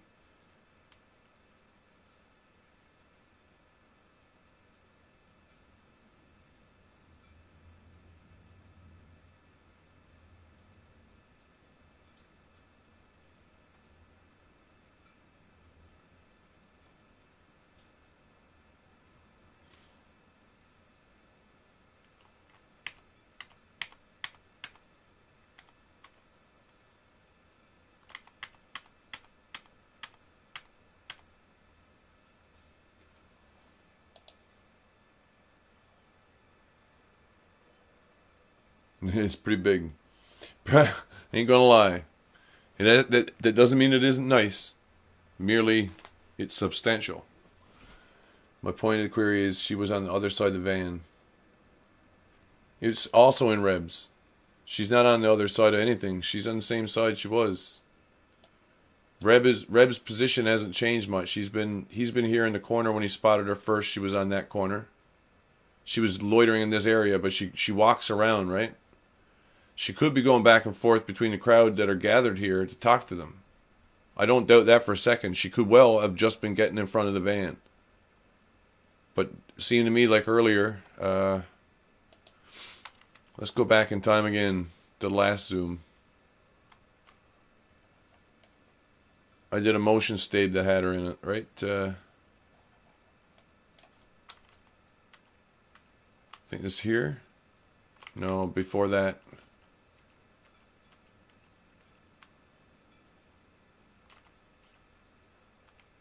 Here.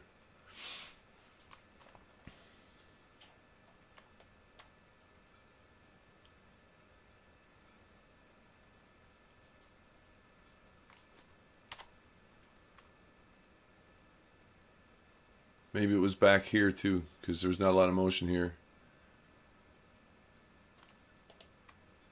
Oh, not there. Here.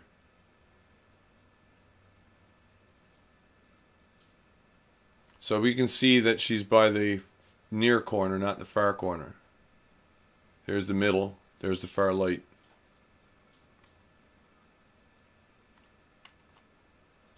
I'll play that again.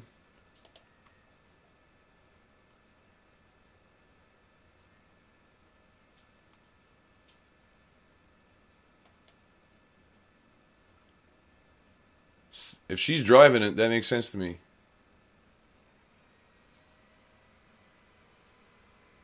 She only just got out of there not too long ago. GK passed her back here, maybe? Look, GK's only got that far. Well, then again, he only goes that far. Well, there you go. He's still moving. GK is only just stopping. Well, maybe not just stopping. Okay, fair.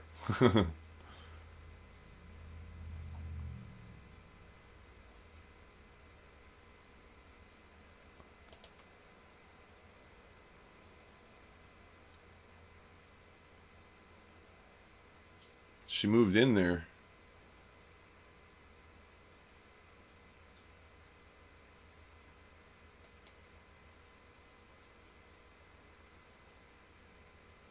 So as of right now, and before Reb gets there again, she's standing by that front corner of this driver's side.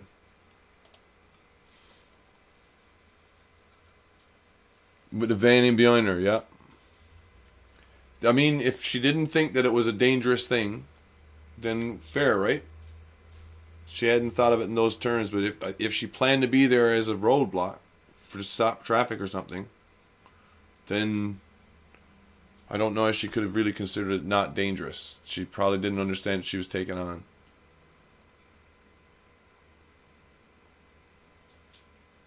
I see her now. I hadn't noticed before, maybe because before.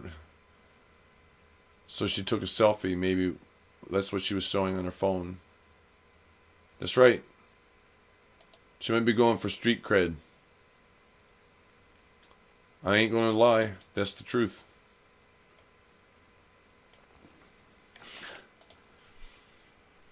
What am I supposed to lie about? Here I am doing my thing. Also going for street cred. Question: do you do a banjo track first, or do you do a guitar track first? Oh, it's banjo. Just to find out the hard way. Whatever you do, you don't fuck up. I still love that. Try not to laugh.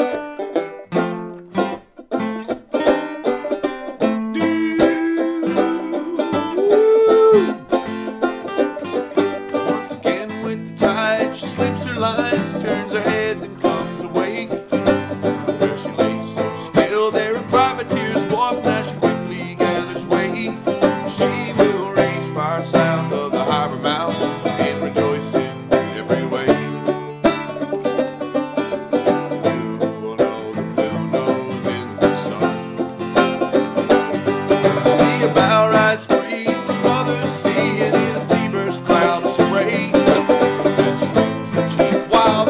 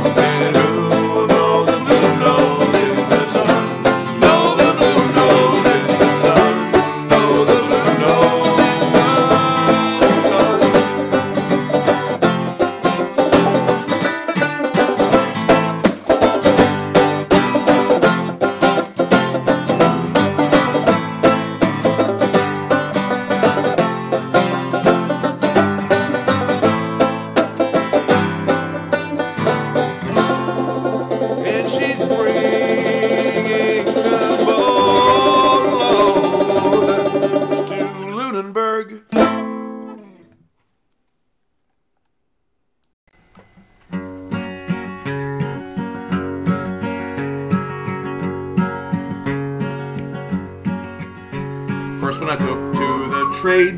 It was all covers I played, never really ever taking chances with the chords and lyrics I composed myself, until I came to see it was better than poverty. And all the witty writers of postmodern ditties left extinct could surely use the help. Let's do the players quaintly satirize. Flower up, flower, and Cooper stop pulverized. All the time it is grievous, they left my whole heart. Balla balla rum, balla balla rum, balla balla rum, balla balla rum. Now you can see G, wheels and falling free, whirling round the globe in 90 minutes, like 300 clicks above the piece below. Labeled an MFP, I bet you telemetry, chatting back and forth, a nifty headset, so and singing Roger Langley every night. Raj, one day I think I will take up this Soyuz pad, couple it up with a lover's Hakuna Chat, point it a loon and I'll give me a balla balla balla balla balla rum, balla balla rum, balla balla rum, balla balla rum, balla balla. Ah, good song, that one. Had fun with that one a long time ago. Got a hold of a USB recorder for a few hours, a few days even, and went mad.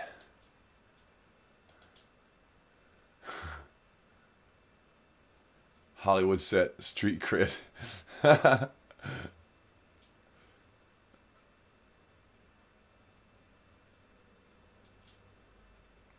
to her ribs, I thought she was farther.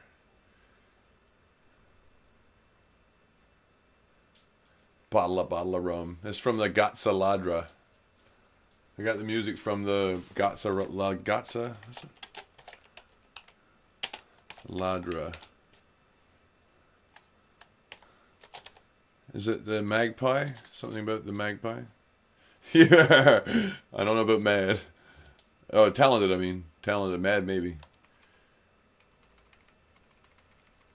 Some people think I'm mad for using Blender. I know that. But I also know that they had made their minds up ahead of time. We can't like that. We're not supposed to like that. So they didn't like it. And so I had a good laugh after.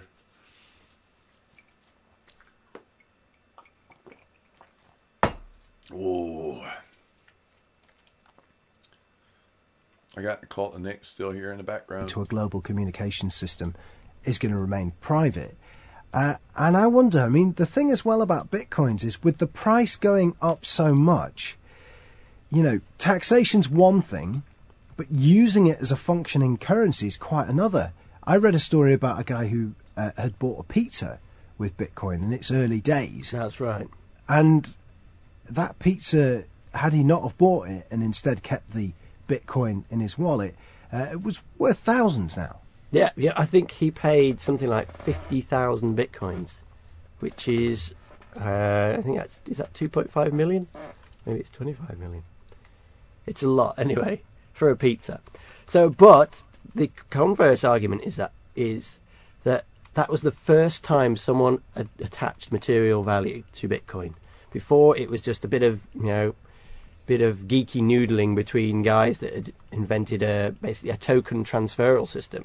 I've got these tokens, you donate your computing power to ensure that they get sent from one place to another, and the reward for donating your computing power is you get so many of the tokens for your own wallet. And so these people just did it, and they collected these tokens, and they worked out they could send them to each other, sent them back and forth, verified it worked, tried to break the system, tried to see if they could send the same Bitcoin to 2 people or 3 people at the same time. Didn't work. Just generally kick the tires, just sort of, well, this system seems to work all right.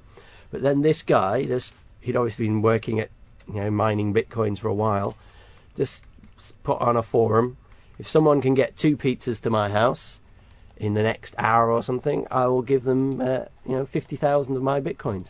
At that time, they were just digital information. They had no value. That single point could then be the flap of the butterfly's wings, as it were. It sends echoes out across the whole ecosystem, saying, okay, so he can send these things and he can get stuff of tangible value. He now can eat and enjoy that pizza. And the guy on the other side gets exchange value, and, I've got these extra tokens I didn't know what to do with before. I'll send them around and play around with them. But that started it, and then he sends them to him, and people start exchanging for real money then. So you have people buying them for dollars, you have an exchange, and from that moment on, once that twig's in people's psyche, then it becomes a currency. And then you compare it to systems you have now.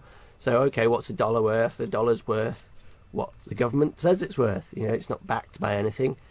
And in general, it's actually worth less because they're printing so much money, giving it to their friends initially. So they give it to people with government contracts, people in, for building up Iraq and Afghanistan. That money goes in there at the original dollar value and then percolates through the system. People get wise. Okay, so where did this extra money come from? Okay, so no one's actually sold anything. It's just, it's just been created. I mean, so there's cameras, and then there's basically cameras stolen from me. So yeah, Hasselblad, holy shit! That's diluted the wealth. So I'm going to have to put my prices up to make sure that I'm not being conned next time, and I at least get some fraction of the real wealth that's actually circulating. And that's the key. This the key thing is this idea of printing money that's causing it all to come up. I think. I mean, listen, I think that the internet could be an awesome power for truth and for people.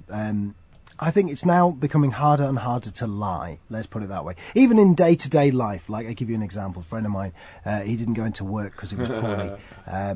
Say poorly, massive hangover, been out the night before, and whacked up pictures of that onto his Facebook page. And his boss sees it, and the point being that I think it's getting harder to lie. You can see this with the media industries.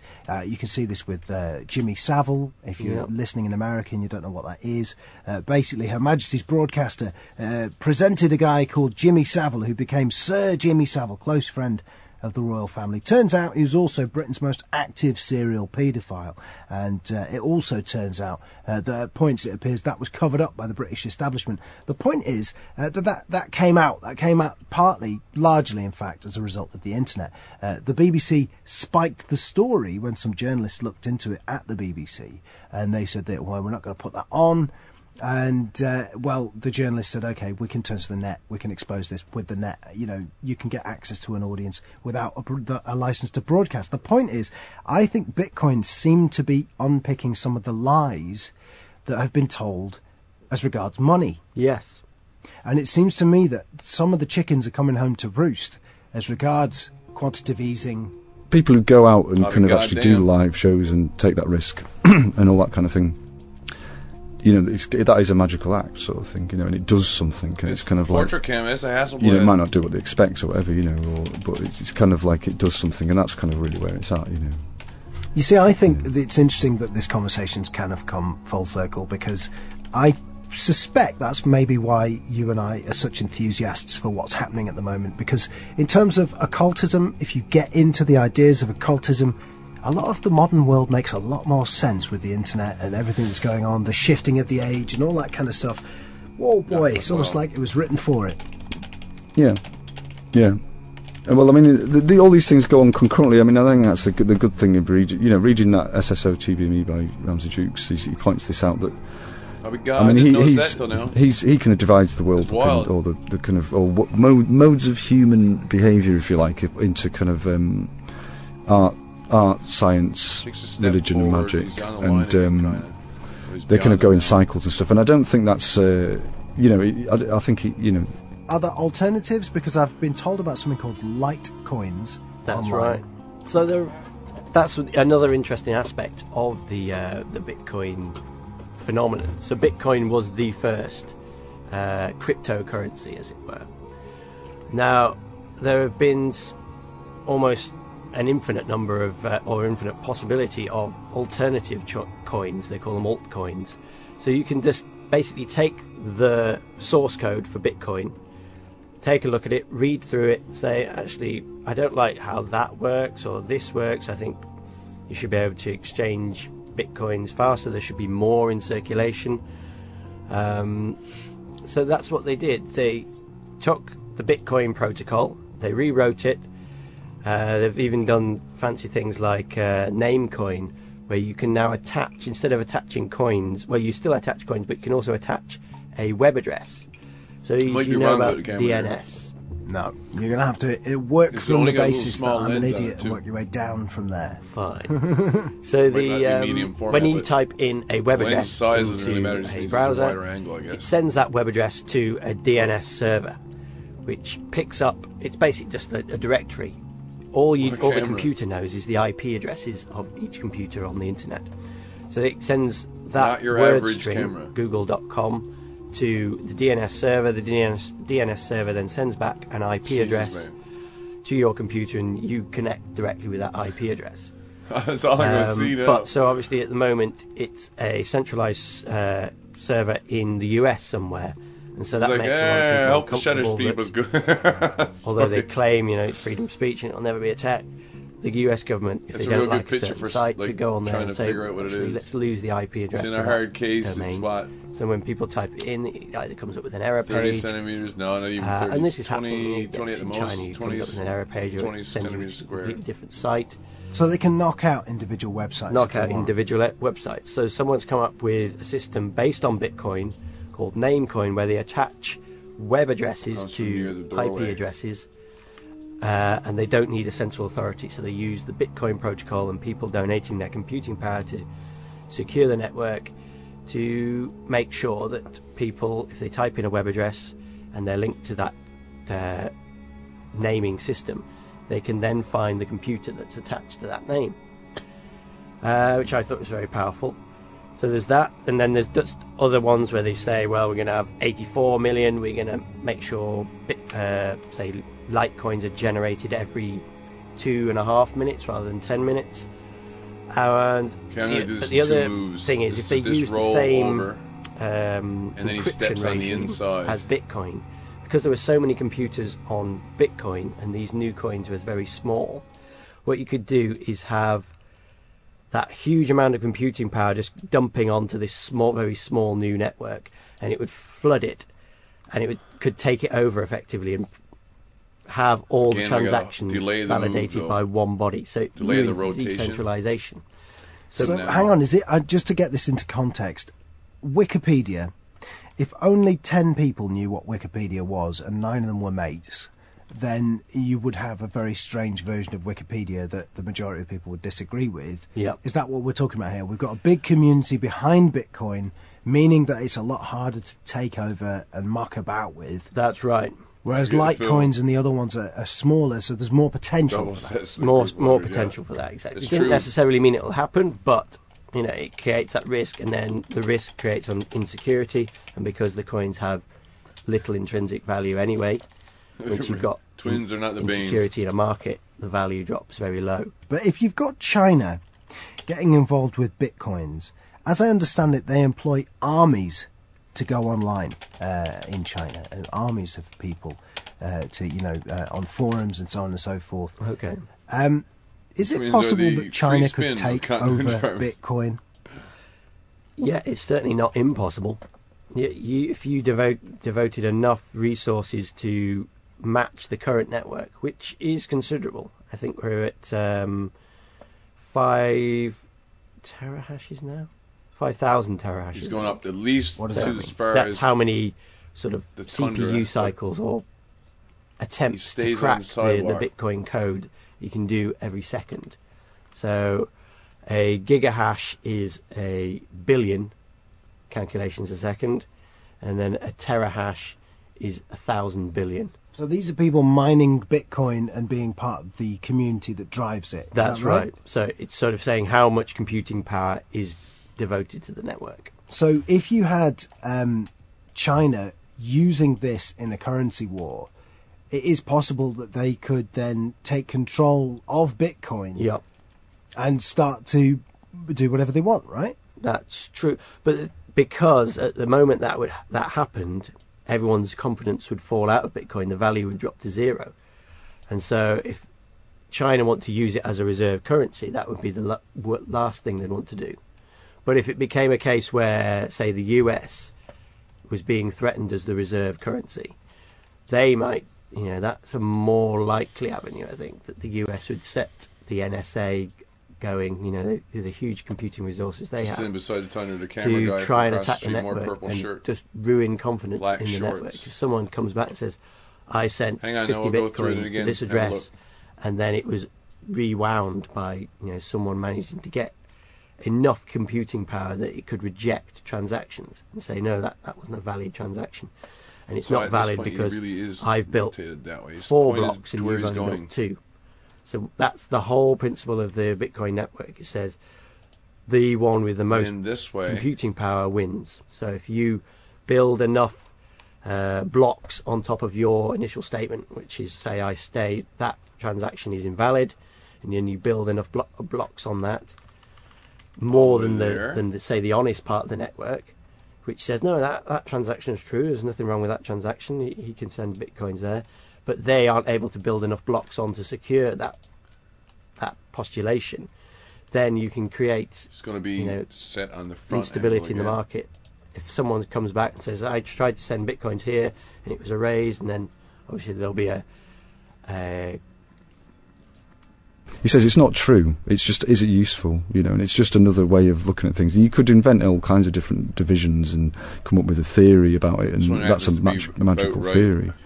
But I mean, if you just take his on board as an example, and you kind of split it up into that.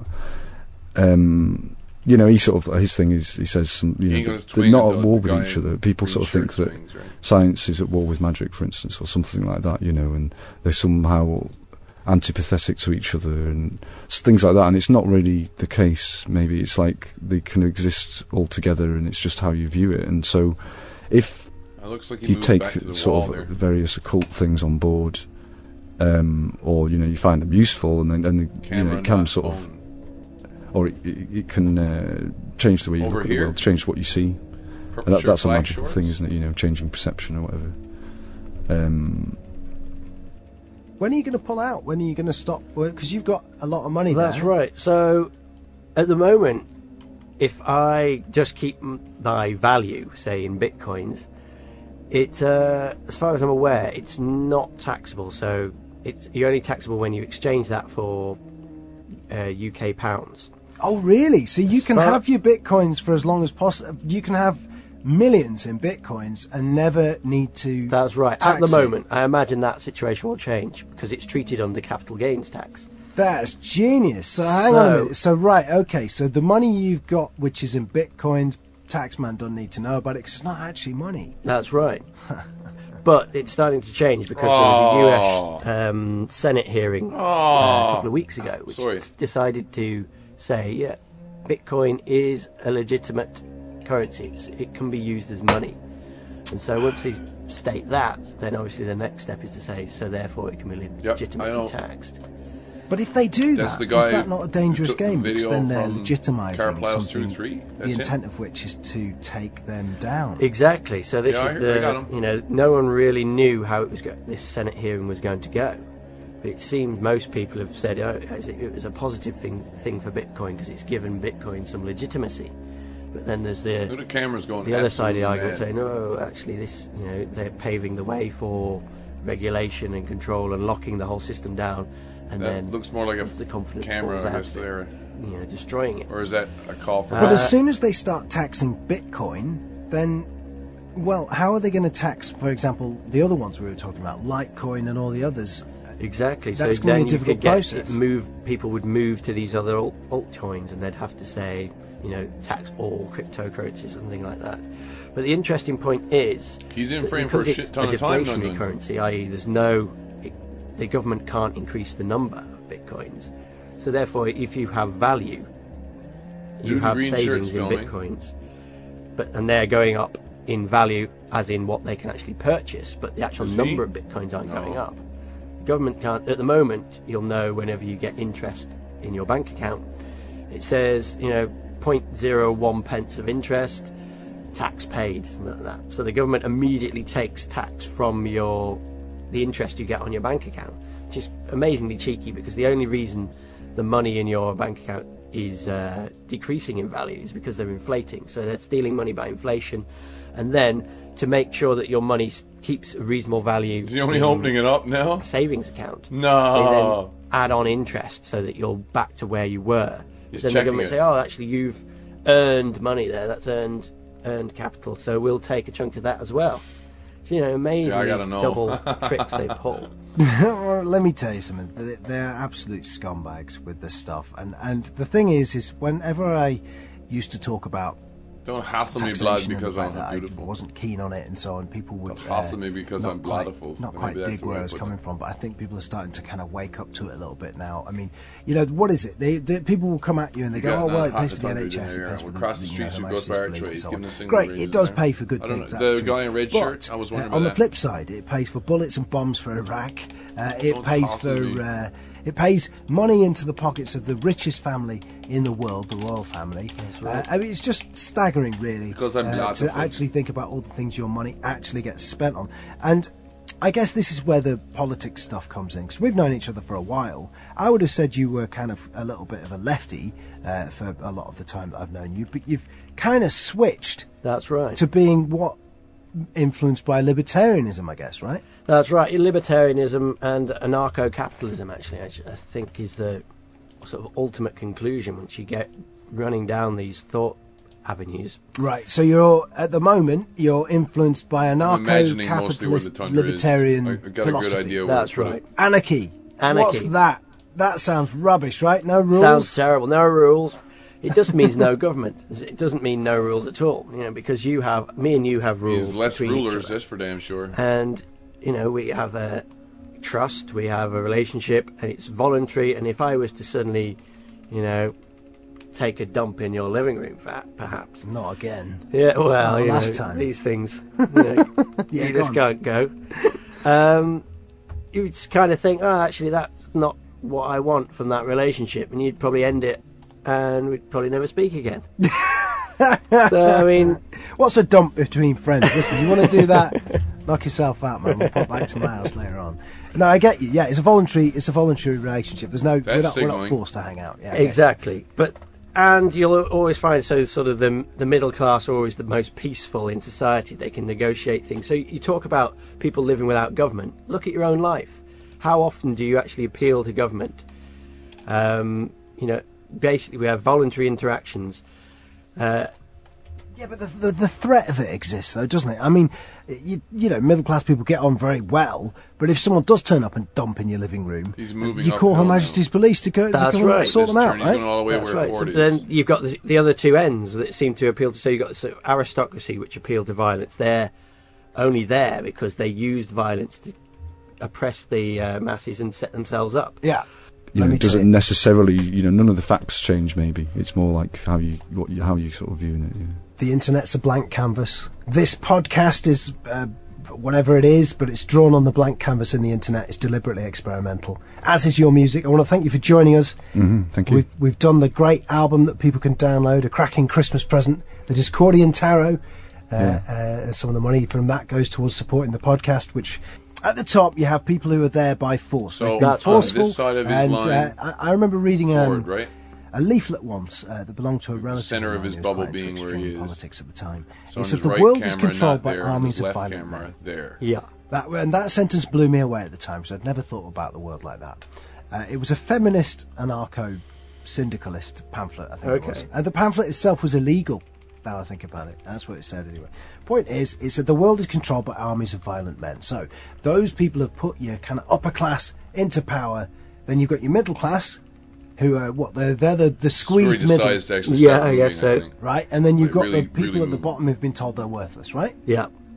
So if we didn't have a government, then what do you think would happen? So then the people at the top would have to, you know, do stuff that actually benefited those Think I they got were him up too interacting far with. or forward They down couldn't too much. force people to use their services. Okay, so the royal family, for example, Ford is would probably have to down stop too much. wandering around waving at people and start thinking about something that they could do that was useful to everybody else. That's I'm gonna right. fix Unless, that. you know, they found a niche where people wanted to pay to have them waving at them and running around. If they could voluntarily connect money, say, "Oh, look, Ford we've is got a standing donation still for the here." king and queen here. You know, they need to wave at least 6 hours a day. Takes a lot of energy. Pop a few Can't we? shekels in the collection box. If they can do that, fine, no problem with that at all. It's when that is, like you say, taken through taxation This w- one, with the this implicit application of force that if you didn't pay for it or you one, didn't, this one, this one, this one, you this wanted one, to this say, one. I want to give my tax bill, He's but not I don't moving. want any of it going to the royal family. You couldn't stipulate that. You couldn't say, I want my money to go this way. And it's kind of interesting if you compare it with a supermarket, how sort of society works.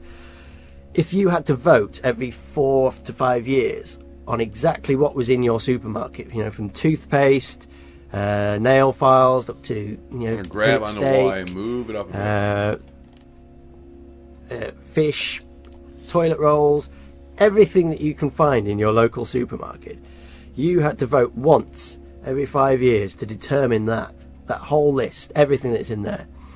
And so a new product comes out, and you know, they can't, there's no one there to say we're going to put that one in. You know, they've just said, right, we're going to vote on this, and they're going to chop and change everything, move the shopping aisles round. You know, we're just going to have, you know, just blue toilet roll. Just to me, and it's you gonna can't work vote right on the fact now. that you always loved the pink toilet roll, and it just Should be that way. A little bit nice. It fitted in behind better the with guy your in red, but bathroom he's suite. also to the You can't vote on that left for another of 4 line years. support. Now they've changed it. You voted them in. Your vote. Maybe. But you can't change it. So you've got to We wait have 4 Ford years, report. and then they still might only change it to green toilet roll, which still doesn't work with your decor. But that's a problem with government as we have it at the moment, isn't it? That's not necessarily a problem with all governments. I mean, there was someone who sent me a link to something called Liquid Democracy, Right. which uses the same code as Bitcoin. And the idea is that you vote on specific issues, and you can withdraw your vote whenever you want. Okay. And I remember putting forward the idea in a different form a few times on Hallam FM, Kerrang, and LBC that maybe you should be able to withdraw your vote at any point you want. And like I say, this is a more developed version of that idea where it's specific policies using the code of Bitcoin, but you've still got a government there, right? Yes. Well, I mean, you've got an agency that then has to, if you're responding to people's whims, so they do something wrong and you're able to withdraw your vote, then they have to respond Thank almost God this immediately almost to done that. for So they this become a track much too. more receptive organisation. There's not this expectation that, yeah, you gave us the authority to do whatever we want for 5 years. Now you have to live with it. You know, now if you say they've invaded Iraq, well, I didn't vote for that. Let's pull my vote. Then you're going to get a lot less wars, and that's the whole instrument of sort of anarcho-capitalism. Is actually you've got a pretty good voting system at the moment. It's called currency. By giving your wealth, something you've put tangible value to, you've God, worked the so man many knows his hours a arguments, week, doesn't he? you've paid for your family, but you're willing to then sacrifice some portion of your wealth to get things that you want, which is what you're meant to do when you vote. You're voting to get things that you want to see in your life. So if you're voting but you're given this vote, Okay, it's I'm a just big guy an putting intangible camera thing. on, I've got a free ticket through the post. Steps uphill beside What should I do with it? Just straight across. throw it in that box. And did a whoa selfie. I think maybe the danger, though, of what you're There's a outlining poem there fill for is a light. that it's quite nice that in this country, even though, Right. you know, I've made my opinions clear on the Big current guy from Cloud democratic Video is his setup. own video. It's quite nice, I think, that maybe everyone's vote counts the same, regardless of how powerful they are. That's right. Whereas if you have money, the person with the biggest wallet gets the most votes. That's right. So this is the difficult argument you've got to try and approach. And it's one I still struggle with. I mean, how can you allow people that have a lot of money to have more power in say, the political system? But That's how it works at the moment. That's how it works at the moment, because now you've got one vote, one system. But if the powerful interests then just buy a few politicians, for the next 5 years, they've got the whole system in their pocket, and there's nothing you can do about it. You know, if Sainsbury's came in and decided, they're going to do, going to put in, say, just have one selection of meat, one selection of toilet roll, one selection of beans in their supermarket. If you were just tied into that system for 5 years, you'd have to go along with it. I think hopefully we'll keep on air for the next few months. Fingers crossed, going to get that PayPal thing sorted out soon as well. And zerofriendsrecordings.co.uk. Check it out. This guy is crazy. the cult of Nick. This guy's funny as heck. Sometimes he's right on the money. Other times he's like, really close to the money. And sometimes he talks about Bitcoin. Not always. Funny thing is that his format changes so much over time. This is the cult of Nick. This is the Stereo cult of Nick. effects, the whole shot. Alrighty then, and welcome along to the cult of Nick. So, there's been a couple of weird new developments. Firstly, I've put us on something called Stitcher. I don't know if that was a good idea or not. The listening figures have gone up quite a bit, and therefore I'm assuming more people are listening to these words than previously. I'm saying assuming because I don't know how Stitcher works. I don't know what it is. It might have just added listening figures without actually people listening, if you see what I mean. I'm a cynic. I'm a skeptic. What do you want? Listen, all I'm saying is I can be a bit of a conspiracy theorist, and this Stitcher thing that I've signed up for, where apparently you can listen to this dead easily on your mobile phone, I'm sceptical as to these extra figures that have come in. And also, I'm concerned. Why? Because as I've explained right at the beginning of this podcast, if you've been here for any length of time, you'll have heard me go on about this. I don't want to do, let's even call it, quote, broadcasting, close quote. I don't want to do it. I'm bored of it. It annoys me, stupid people listening to what I'm saying. I've had enough of it. I've done it in my whole adult life, where you talk to a huge audience of people, and about 1/3 of them are thick as two short planks, and they come at you with things that you just, you know, there's a thin line between idiocy and genius, and the level of idiocy you get at you when you broadcast is astonishing. You have no idea until you sit in a chair and talk to audiences of thousands, right? I've got it moved who are forward not, or who back haven't selected to come indicate your way. This is the thing. where his center of What I mass love about this actually is. podcast is, in my mind, people who listen to it have chosen to listen to it. I mean, obviously they have, you know, but these things are so distinct and different to the world in which I used to work. In radio, any old muppet could just accidentally tune into your radio show and go, "What's going on here then?" and ring in and all kinds of nonsense. Anyway, point is this.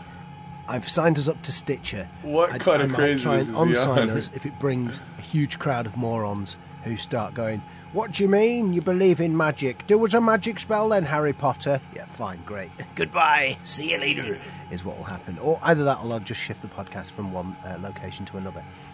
Point is, on this particular podcast, I guess this is probably the most mainstream that I've ever got. Yeah. Maybe I don't know. I think we had a much bigger audience on the London station, but this is Ford the moment kind of cuts when around I it. kind of Ford flips his camera as it happens. Big fashion, and I'm not sure how And I then, felt about it at the Rev time. catches him I was a little bit behind unsure. I kind of it. wanted to back away from the whole thing on the one hand, and then on the other hand, we tried to embrace it a bit. We did a TV show off the back of this, and so on. So mixed bag. Anyway, it's Looks like been there's a requested. mime right there, too. Someone sent me a tweet, and they said, "Nick, you ever going to do the Edgar Mitchell goes the stuff clowns. in your archive show?" And who was it that said that? It was Carl. I think he's called Carlos. Hello, Carlos. Carl Gilbert sent me a tweet.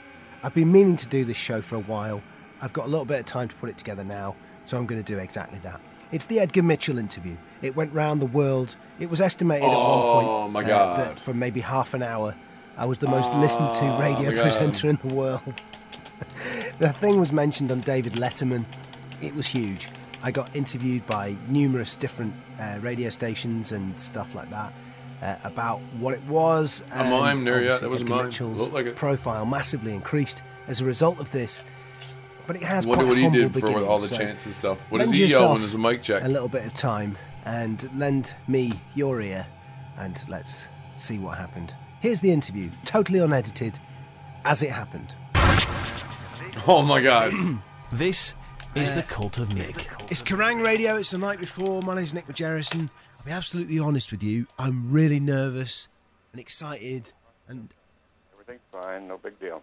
Man, wait a minute, listen, let me explain, right. With us we have a guy, right, who, Dr. Ed Mitchell, right, and he's a bloke who's walked on the moon, that's who he is. And what I'm going to do is I'm going to chat to him, and we'll see how long I can go without mentioning the fact Ed Mitchell, trying to remember, is he Dr. Ed Mitchell, how's it going? 14 or Everything's 12? fine this morning, 14. thank you. I think he's You 14. walked on the moon! Once upon a time. Apollo 14. Man, I imagine the novelty's worn off for you. A bit. But you walked on the moon. You were there. You know, the moon that everyone looks at, and like that all of throughout all of human history, every single important historical figure in I the was world going mic has check. Did you gazed say that up was in medic? wonder at the moon. That's medic. And mic you check is walk round different. on it. That's mic check. Medic. How do you... See?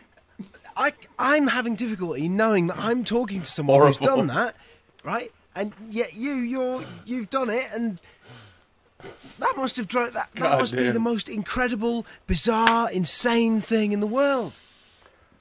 Well, I think it was a natural progression of our human explorations, and He's right on the script there. I'm gonna be right back. I'm gonna take a quick break. I won't be long. I'll save you from Edgar Mitchell for a few moments. But Ed Mitchell's pretty good interview. A really good interview.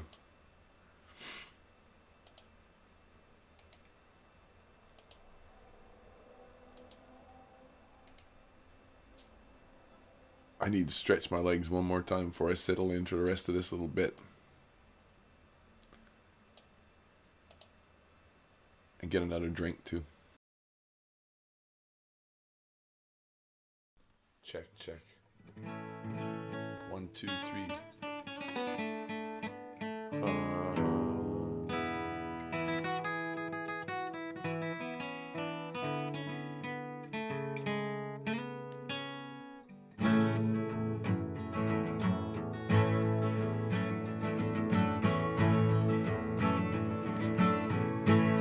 It's called Puff Puff Pass Fernando. I saw a reefer in your hand. Did you find the bomb, Fernando? That dandy little glass one you got outside of Disneyland. I can see it in your eyes. You wanna try to steal across like the Rio Grande. No, Tommy Chong made it, man. He's not here. Fernando, when we met in Tijuana at a swank resort hotel. Maybe it was Acapulco. You worked the bar, Fernando. You were really well connected to the Zetas, I heard tell. And it was tattooed up and down your arms, that wide variety of chemicals you sell. Something in the E, I think, but not the drink, Fernando. Drinking mezcal from the bottle straight, the word can wait, Fernando. Though we never thought we would run out of grass. Got a dealer who delivers, man. Guy's got a van, Fernando. Got a dealer who delivers fast, as in the past, Fernando.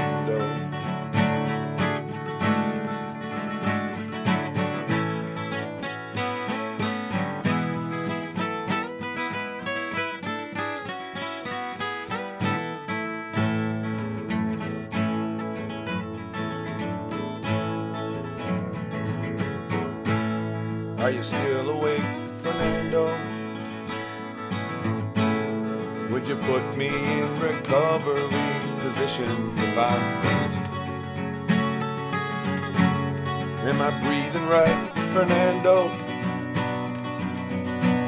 'Cause I feel a little queasy from the smorgasbord we ate.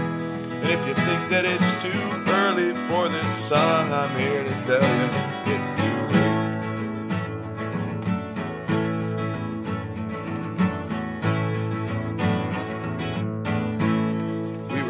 Than Fernando. Many hours, many minutes seem to last eternity. And the firelight, Fernando, it was fucking pretty trippy once we dropped the LSD.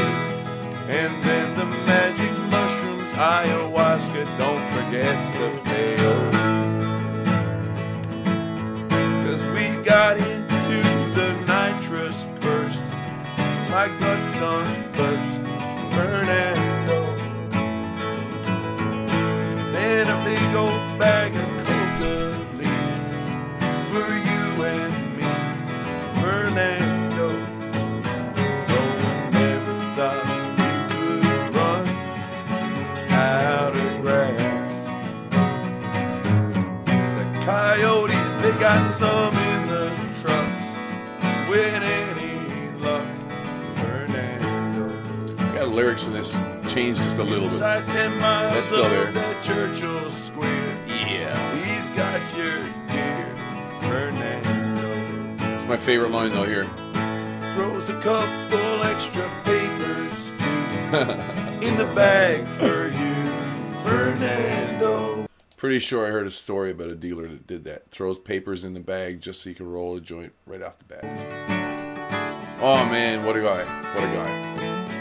'Cause if I never use my Off the bat, as it were. again, I could just go ahead and bleach my hair snow white. Say, no, no, no, no, I don't smoke it no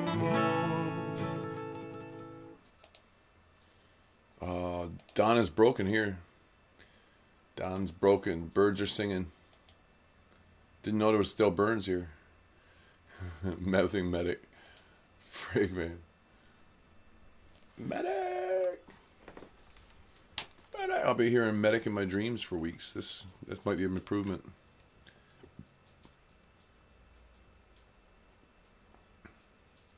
Backs it up a bit. Like where he was.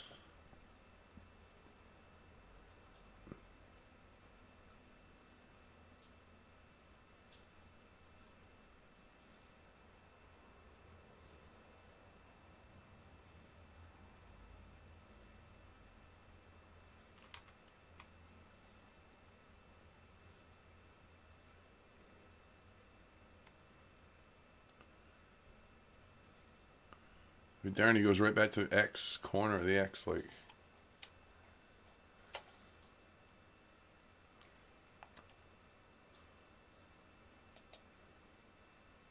Still maintains his angle? Pretty much. Forward's moving, right? Cert Lote wrote. Ooh. Now this is lateral across the street, but he doesn't go very far. Maybe there.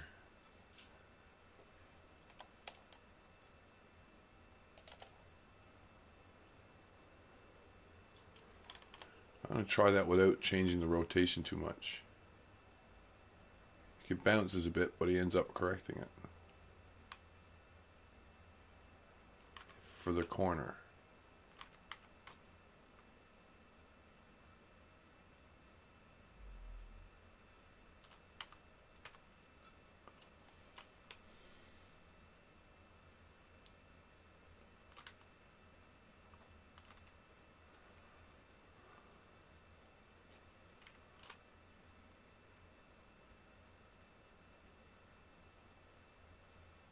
Question. Dude watched through here. Dude or girl? Is that an elbow pad or a dressing? God knows what that is.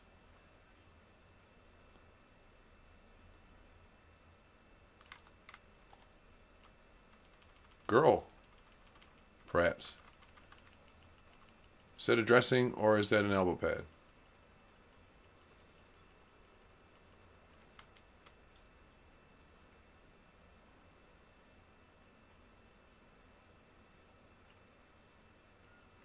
One more time here.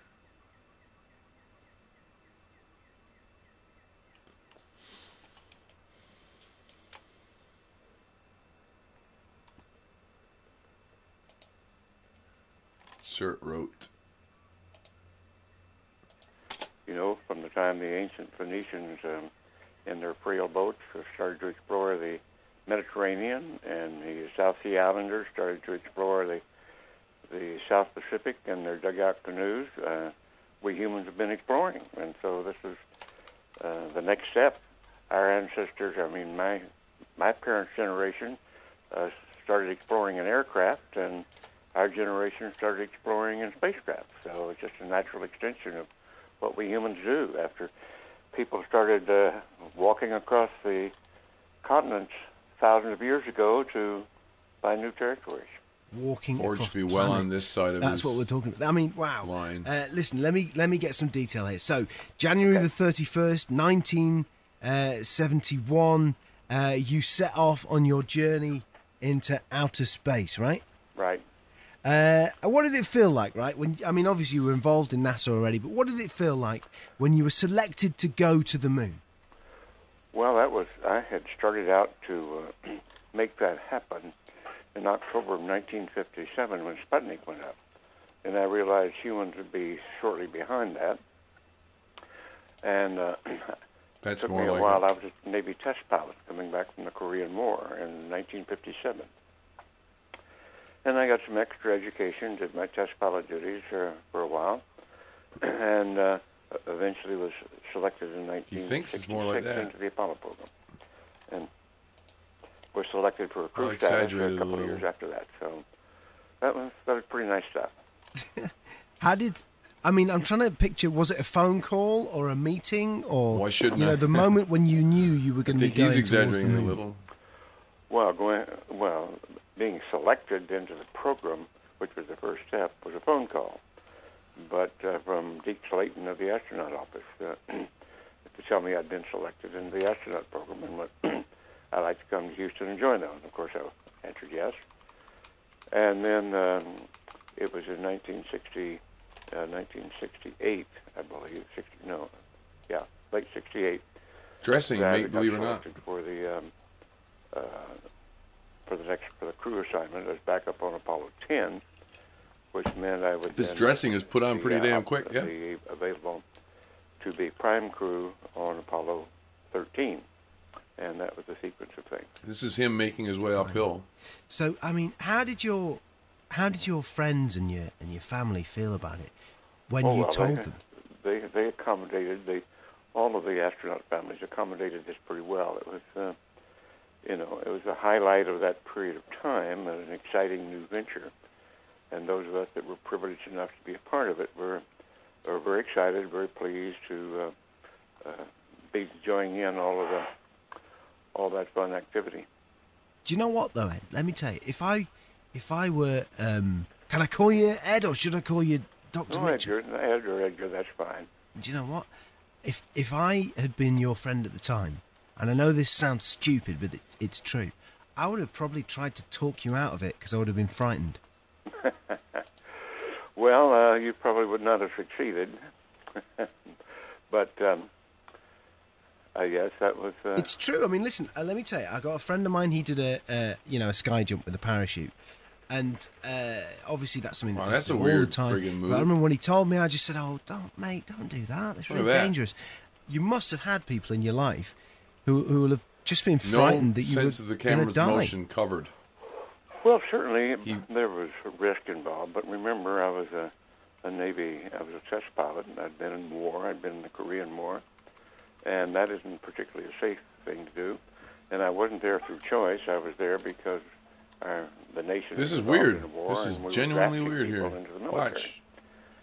So you have I'm gonna put a low note for learn to deal with that. I guess you didn't have many friends who were of my sort of mindset. When it's done, he's here and coming back that way. When or not things are going to go horribly wrong. So you went that far. How seriously did you consider the possibility that you might die? Oh, well, you have to get rid of that early in the game, or not worth anything in the flying game or in the military at all. You have to come to terms with that. Yeah, I remember talking to a guy once a while ago who worked at NASA, who said that frankly, people who go to the moon are cut from a different cloth. It's not in your mind, is it, the possibility that you could have died? Well, you have to deal with it. Yeah, you get it out of the way early in the game. And it's the fact is that we know it's a risky business, but flying is a risky business, and you consider that the outcome is worth the risk that has to be taken.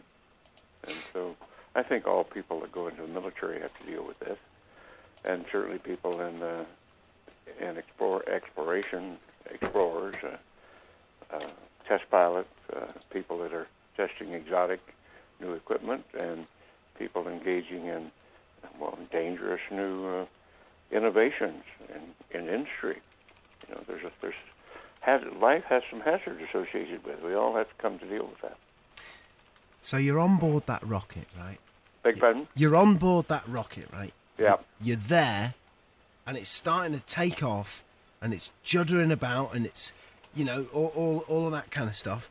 What's your main job whilst all that's happening? What are you doing whilst they're doing the countdown, and everyone else is watching you? Well, if we're doing the countdown, you're watching the gauges there to make sure everything's going along fine. And maybe he's a burglar. Just monitoring the spacecraft, and then you continue to do that. I mean, that's your job. You're flying a machine, and it had a crew of 3, and we had quite a few people on the ground doing the same thing. So you had to learn to do the teamwork, and that's what the show is teamwork. I recently watched the documentary In the Shadow of the Moon, which I thought was a great film. And yes, that's a recent film. They've done a very great job with that. Another phone when I was watching it, though, it struck me that you guys were a lot busier than I imagined when you were going to the moon. I know that sounds stupid, but I always imagined that you'd just hang out and fly off. Oh, no, you're busy. You're flying a machine, and you've got responsibilities. No, it's not too... Your responsibilities increase enormously after you've made the trip to the moon, and you're in orbit, and then you're really having to go down to the surface and get to work. Another heavy-duty camera there, too. You're flying. Maybe not heavy-duty, but swinging heavy. I mean, did you ever get a chance to kind of just relax and enjoy yourself? Sorry, please. I didn't hear that.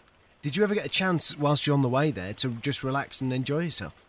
Well, of course, we had our sleep periods. We had our off-duty periods, but by and large, they were to have meals, to give a little rest and relaxation, try to sleep. But always somebody was on duty. It's like on board a ship. You have to have a crew working all the time, and you do it in shifts. And then when it comes time to make a maneuver, we have all hands at their stations and doing what they have to do. Now, at what point, I mean, were you counting down the time, whilst you were on board that spaceship, were you counting down the time until you were going to get to hang out on the moon? Well, we had a clock doing that for us. But we had a timeline. We knew exactly where we were in the process, what was the next step, what we had to do next. So we practiced and practiced and practiced each one of the steps that we had to go through. So it was a well-rehearsed operation. Moving forward. So I'm trying to picture you. I'm imagining that you're there and you nudge your mate in the ribs and you go, 10 minutes, we're going to be on the moon. You think of that? I'm sorry, say that again, please. Then moving laterally back. I'm picturing you sort of nudging your mate, going, hey, it's only 10 minutes, then we'll be on the moon. No, frankly, you're much too busy going through checklists. It's very operational at that point. It's rather, it's by the numbers. You're going down the checklist, getting things done step by step, methodically, one step at a time. And then so opening the hatch is just another step, and sure, there's a thrill, there's an excitement about it, but you've got to be more methodical than that. It's going right by the book and right by the step in the timeline, in the manual. Now, if you're part of the Apollo 14 mission, then you'll have been thinking to yourself about the previous mission that hadn't gone so well, right? 14 it was, yeah. That's right. That is quite true, but you see, the previous mission was initially our mission, and so as things turned out, we got a good machine, and our predecessors got a bad machine. That's the luck of the draw here. So, I mean, at what point? I mean, how does it work? You're on board your rocket. Do you get onto the lunar lander, I guess, and talk me through that, or is the lunar lander part of the rocket? I've never quite understood how that bit works. Well, there are two. You have to look at a mock-up of it to really understand it. there's really two different spacecraft. One of them is, there's actually several parts to it. The part that is the lunar module or the lunar spacecraft itself is a separate spacecraft.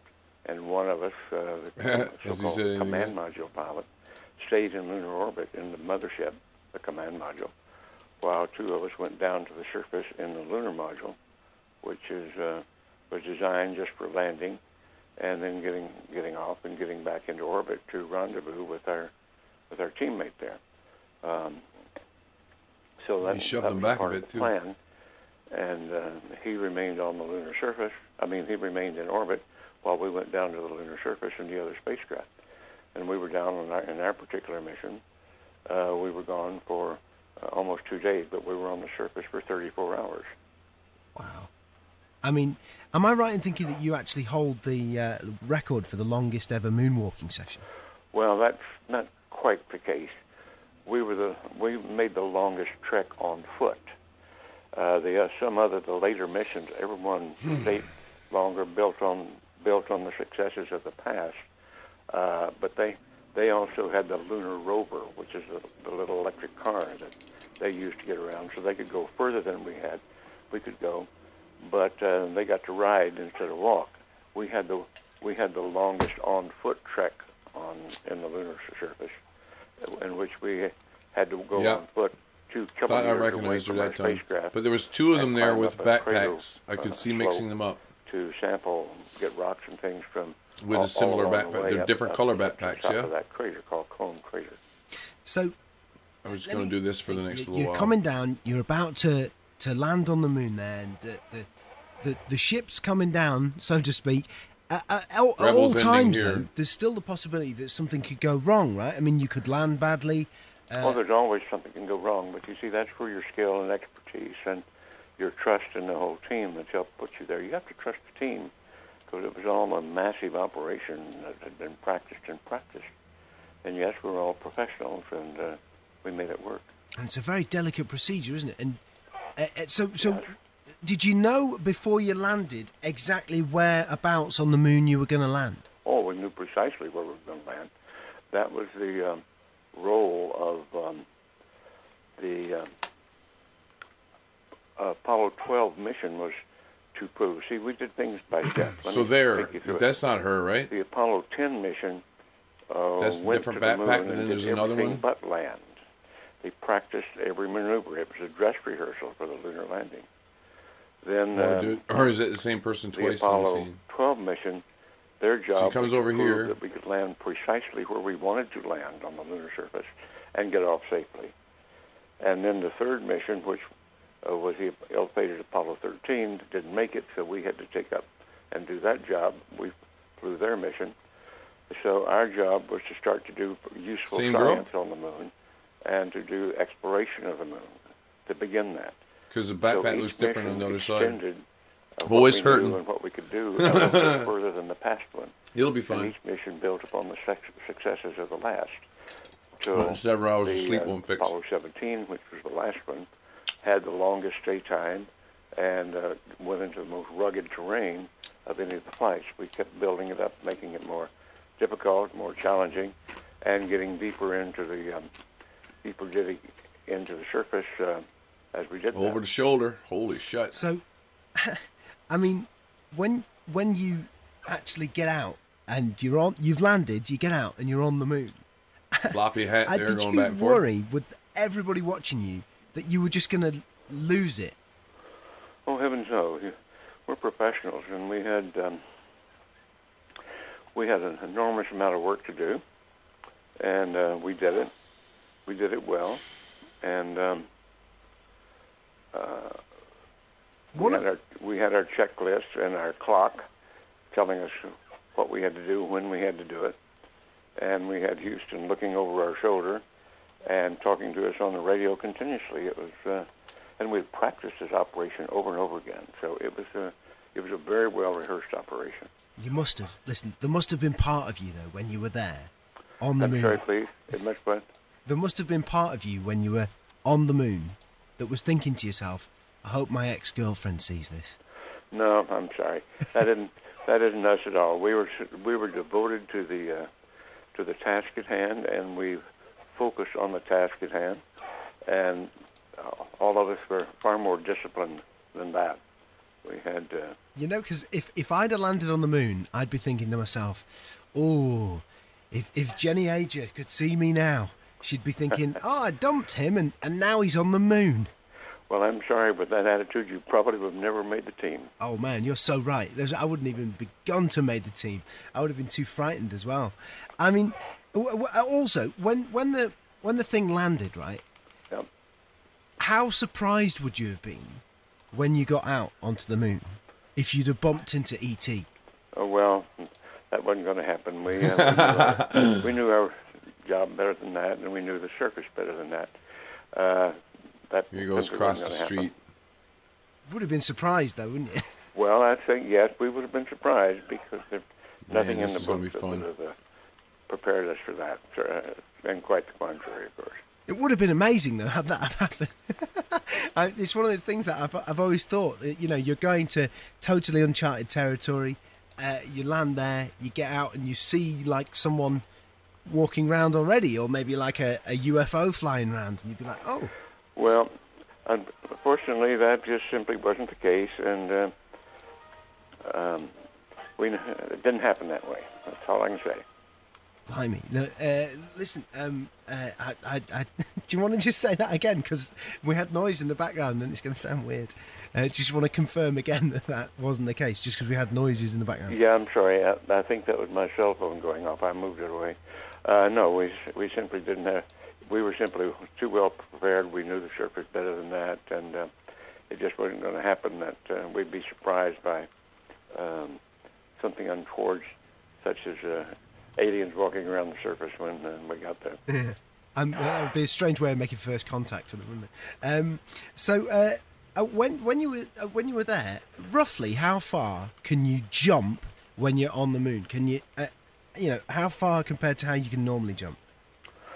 Well, not very far, although it's a good thought, simply because the pressure suit is so cumbersome and stiff, and I tell the children that always ask about things like that it's like walking around with your mama putting 2 snowsuits on you, but you're walking on a trampoline, so you have a kind of spring in your step due to the reduced gravity, but that's kind of I'm going to change the last key walking around with like a human, put it in the wrong direction. An adult with 2 overcoats on, but you're still walking on a trampoline, or I you was got too springs smart in by your half, shoes or something like that. I'm going to pay for it twice Has it ever over. been the case that anyone's been on the moon and fallen over? Too smart by half, pay for it. Yeah, Has I it ever can been turn the case it that down. someone on the moon has fallen over? Sure. But he's talking to Edgar Mitchell, eh? That's the astronaut, Apollo 14.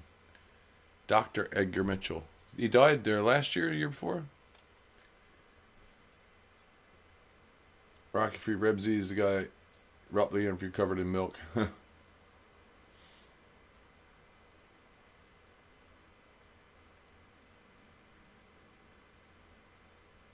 can, Midge, yes I can. I don't know how long I'm going to be going much later, though. I can turn it down for you.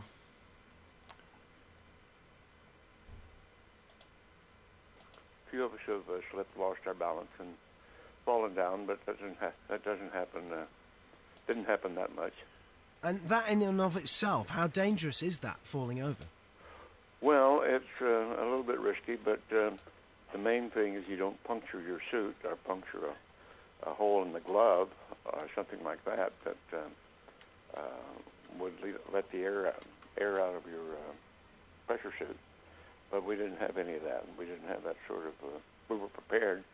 We were prepared for accidents like that, but we didn't have any, fortunately.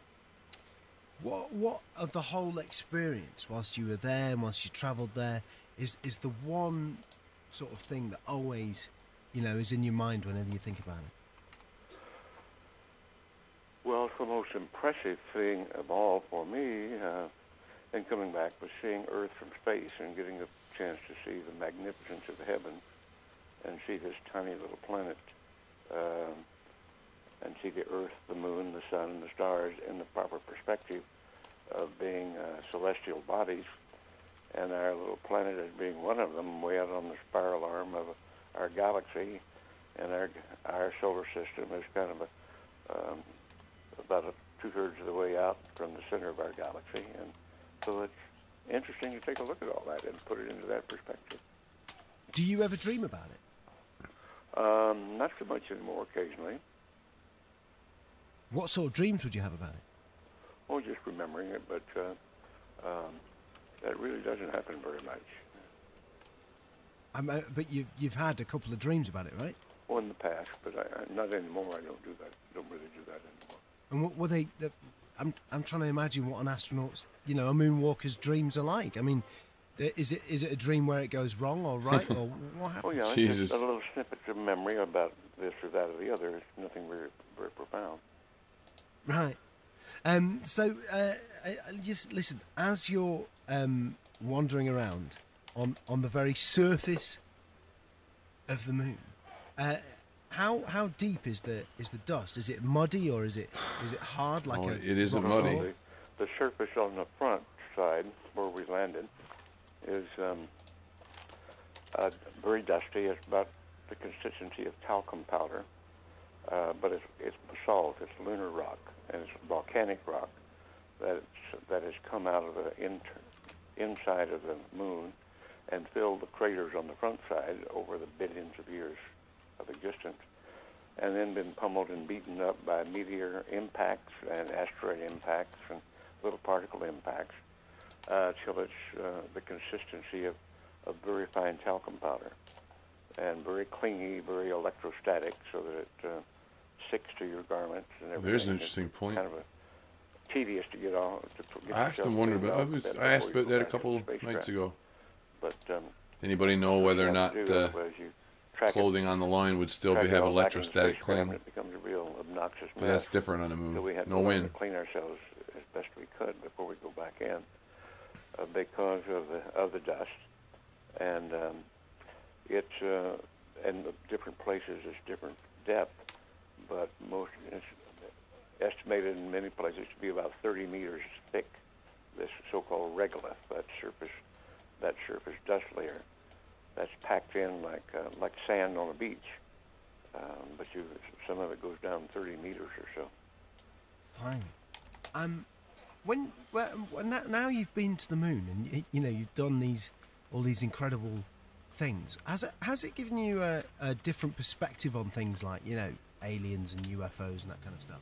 Well, of course you have a different perspective. I call it the big picture point of view. Strangely, he's pointing where GK is right now. Back, just observing all of this, and you can't see him. Recognizing that that's the where he's pointing. molecules of my body were manufactured in some. Not where Ford is, but where GK is. This side. Which is, our current theory of how star systems form the matter of the universe, the material, the atomic structure, and the molecular structure, and that makes up our bodies and our cars and our buildings and our Earth and everything else. And that comes out of star systems. And recognizing that was the source of the matter in my body was suddenly, instead of an intellectual knowledge, which I learned in astronomy class doing my doctoral work, it was a visceral experience, an inner experience that was very interesting and surprising. I'd never had that type of experience before. But it is the experience of discovery, of seeing something new and the big picture, and seeing things in a new context. And many of us had that type of experience of seeing, upon looking at Earth and the heavens from space, and seeing it in a new way, is quite a revelatory experience. Really? So you're... That chick have a drumstick in her hand? From the moon, and you had what is some it? sort of like a spiritual awakening. Yeah, drumstick. Having seen the Earth in its perspective, and well, it's called an epiphany, yes, something like that. Mm-hmm. Wow. So what is? Whoa. So what is that? Is that a religious? Are you a religious person now, or? Oh no. It's a little more profound than that. It was my experience, since I'm a scientist primarily, was to start looking into this experience in terms of the science of it and consciousness, and why are we conscious, and what's the cosmology of consciousness, how does it come to be. In other words, our ancient ancestors have been asking the question forever as they looked into the heavens and looked around them to try to understand, okay, where did that come from? What's this really all about? What is our past? How did this all happen? And I realized in coming back from space and looking at this, that maybe now that we were the first generation of spacefarers looking at our Earth for the first time from afar in this way, that maybe in light of modern knowledge and modern science and modern technology, we needed to ask these deep and ancient questions all over again. And of course, for any who have looked at some of the Hubble telescope pictures from deep space that have only really been available here in the last 10 years or so, the very new deep space pictures, they're absolutely overwhelming. They're teaching us something about our universe that we just never knew before and never had a way to find out before we got these pictures of deep space. And it's revising all of our cosmology and our understanding of how all of this organized in the first place. And that's one of the deep frontier sciences right now, is how to use our new knowledge and our new technologies in order to help answer some of these very difficult questions that humans have been asking forever, but really didn't have the tools to provide the answers to, and we still don't have the answers. Every new question that we find answers to, we find four or five new questions that need to be asked. So, this is quite... I mean, usually astronauts... What the hell's wrong with always looking up? Will talk in quite a mundane sort of way about things, you know, if you know what I mean. In that they'll be very sort of matter-of-fact and practical about stuff. And I'm thinking, you know, of kind of Buzz Aldrin and people like that. Whereas it sounds to me like you had, like, a really profound experience and a real sort of change of perspective on the whole world. Well, a number of us have, but we can speak very mundanely and matter-of-factly, as you talked about. But quite a number of us are interested in far more deep questions, and I, in particular, happen to be more of a scientist and a philosopher, and interested in these things than some of my colleagues. So I spent the last 35 years looking at these deep questions as a scientist, and assembled a pretty good team of people looking at. You must be moving gradually up the hill a bit. What I do. Frontier science. What's that? Well, looking at questions like cosmology, of understanding better how the universe is put together, looking at the evidence from astronomy and from Hubble's telescope of the very deep new structures that we see in space, and how galaxies form and galactic clusters form, and look at the deep insight of matter via biology and quantum mechanics to understand things about ourselves and our biology. And I've looked in particular from one of my research foundations about the nature of consciousness and why and how are we conscious at all, which is part of Can't be up that far, though, because, you know, he's not so necessarily close to the thing. There are wonderful mysteries out there to tackle and to try to bring some knowledge to. And that's what I do. Do you believe in God? Well, probably not in the same way that traditional religions do, but certainly the fact that the universe is an intelligent, creative organism and a system causes you to continue to ask these deep questions. So there is, and learning the nature of life, intelligence, and consciousness is really the deep fundamental question that we're investigating, that we still don't, for me and for many of us, the traditional answers don't hold. So you have to go further than that. Do you believe in life on other planets? Oh yes, there's not much question at all, but there's life throughout the universe. We're not alone in the universe at all. You convinced that we're not alone in the universe? Thank you, Doctor. Now, have we been able to identify for sure Edgar Mitchell, ladies and gentlemen? No, we have not. Certainly not in our solar system. Hey! But they've identified quite a number of planets now that very likely could be life-bearing planets. At points, yeah. And, Is he wearing I a happen to body be cam, though? privileged Is he enough using two to cameras? have, Because that may well be borne out by the on evidence the down fact here. that we have been visited on this planet. Because the moment of And impact, that he's got a phenomenon is camera in real, his although hand it's as well covered as the up one by that's governments filming. for quite a long time. So is he Whoa. shielding the one that's Hang on a filming minute, now but this is big. somehow, and we can see the camera stick too? Whoa, this, How does this that is, work? all of this is quite a shock to me. Well, I'm sorry you haven't been reading the papers recently. It's starting to open up quite a bit. Not here, but now. So you're telling me... well, there's a lot of information to take on board. Looks like Hang it's on a body minute. cam. I mean, listen, I've heard crazy UFO nuts tell me this kind of thing before. Unless the I've stick never is had somehow Dr. Ed Mitchell, visible to the camera. The sixth man to walk on the moon, a respected scientist in his own right, announced to me that we've There's been another camera on that stick. visited by aliens from other planets, and that they definitely are out there. There's no debating it. Well, that's the first time you've ever talked to me, or I've told you about it before.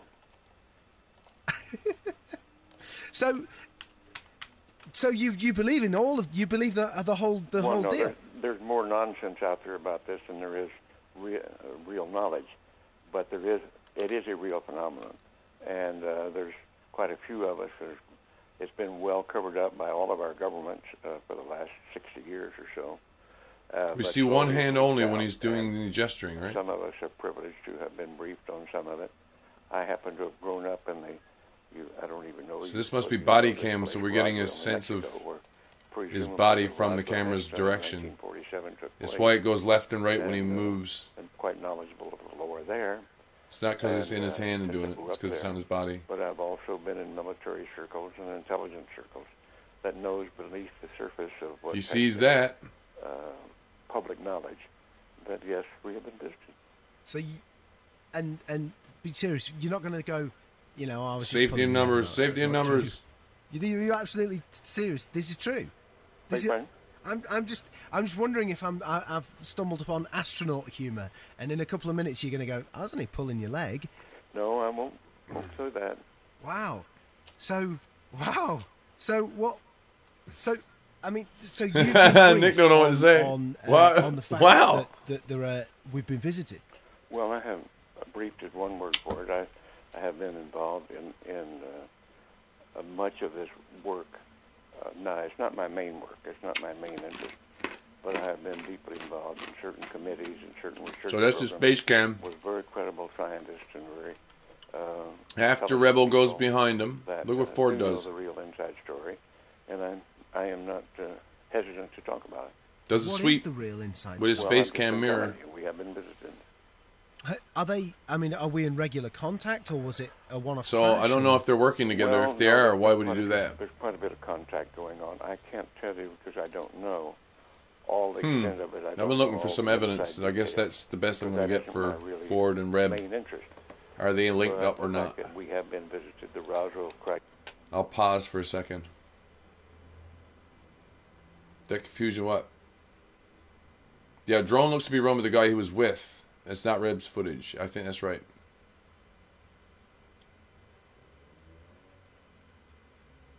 I'll have a look at that, Rocky. I might actually try to get on his page too. Does Reb have a Twitter? Did he post anything there too?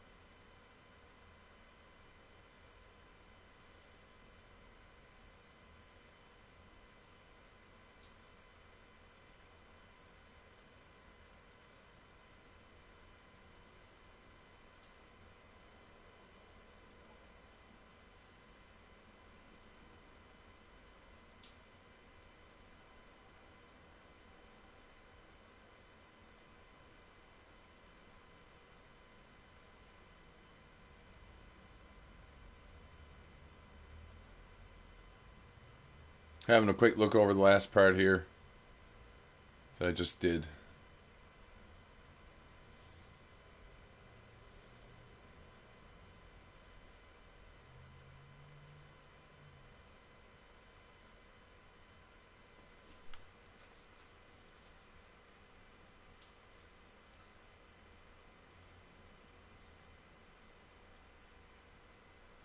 That's the other evidence, I think, that he's using a body cam right here when he covers it with his hand. If it was on the stick.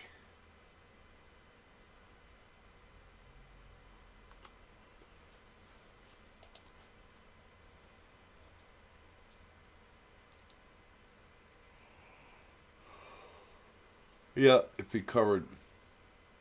They would know one another, but I guess when he runs past Ford, like, he yells.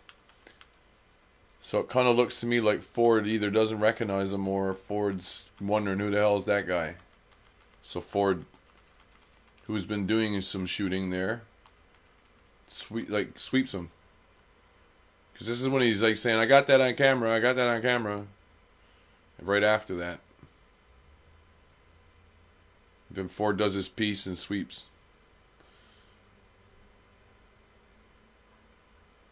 So that's Ford talking with his back, with the camera's pointed back here, right? I could make this a little more explicit.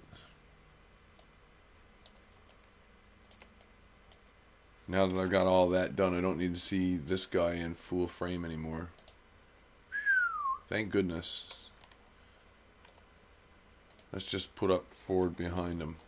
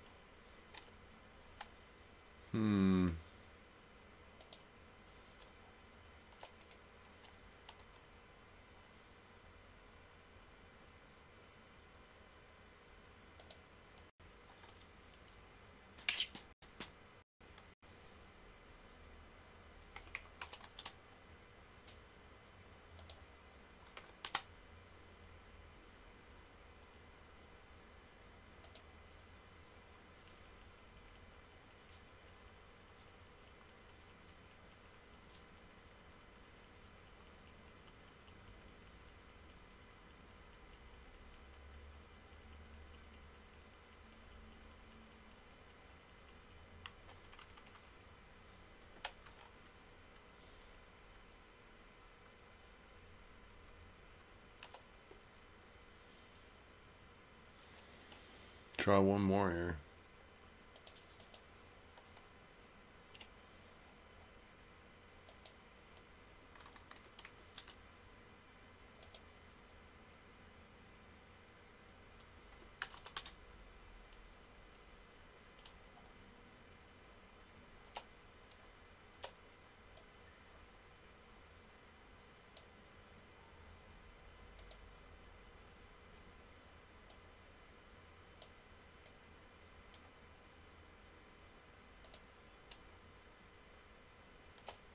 I've already done this once and seen him, but...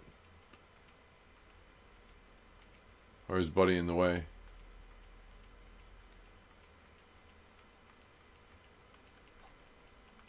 Should be close to the corner. Maybe right behind him.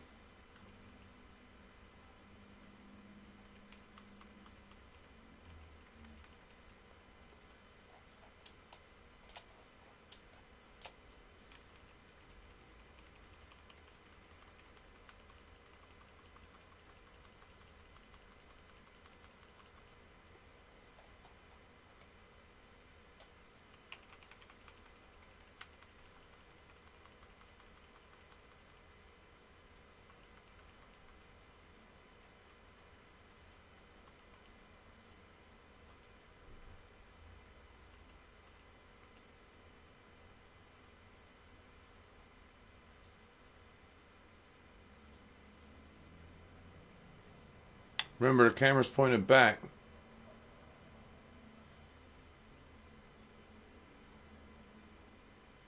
Gotta be behind this too. No, no, no.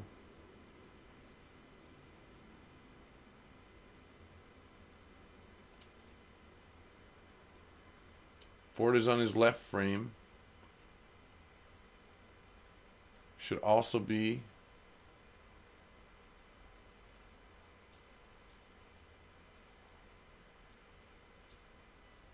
oh, it should be over here.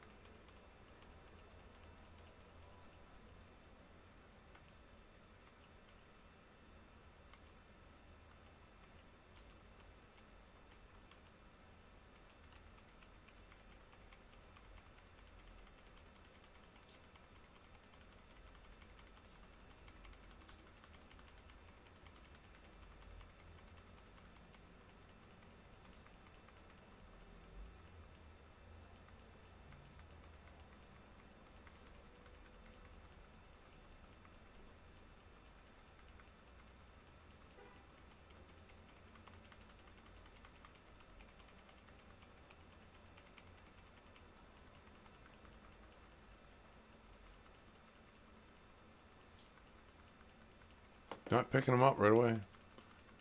What am I missing? Can't be over that far.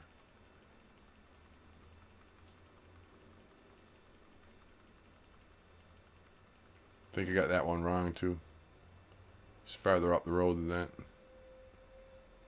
He goes back that far, but before that he's like practically still up and down the middle of the road there, right?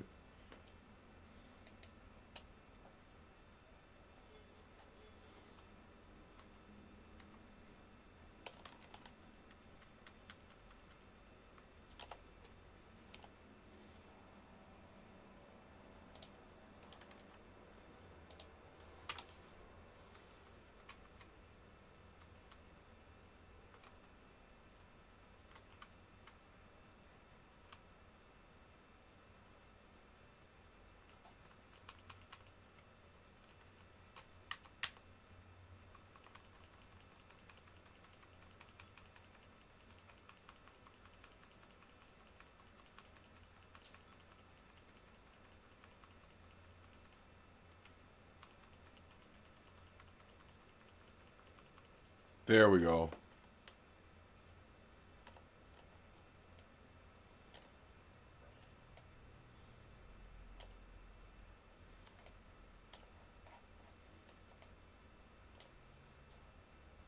That him?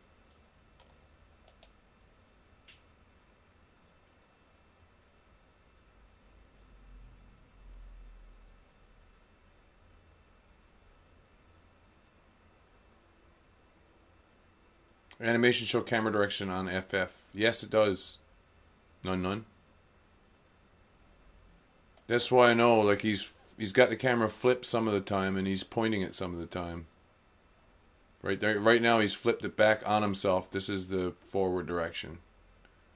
When it's the other way around, the point will be close to the middle and he's pointing forward.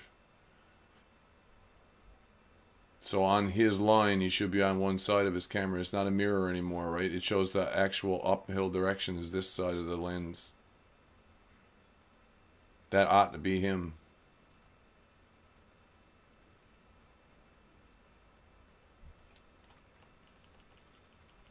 Because Ford goes like that far and then flips back after the big guy goes behind him.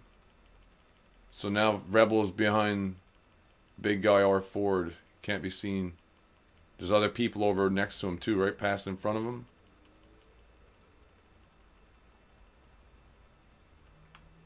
But if we go back and forward there, we can catch Rebel easy. So this is where the camera switches. See that? He's filming in the forwards direction. The point is on the center of the controller. Rebel's walking closer to him. He's yelling stuff and stuff. See that?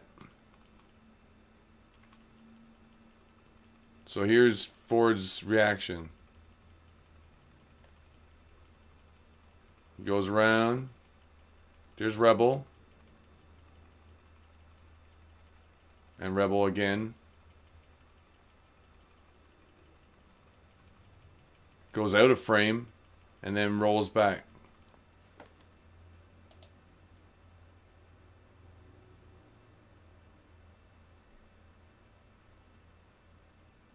I'm doing good, John.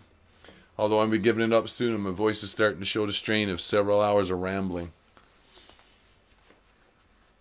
I could probably use a break. But I've been taking them too often. I think it might not be Rebel, but that's the dude who's filming.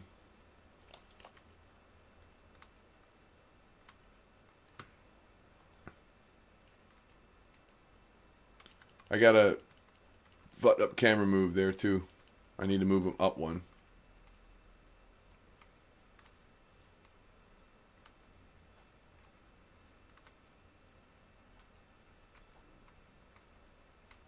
So this one here is too low.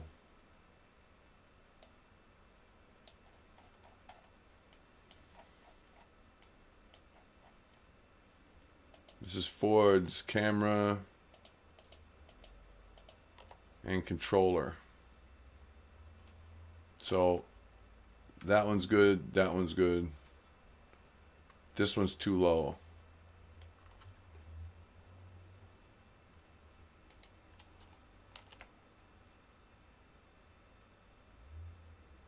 Here comes the crash.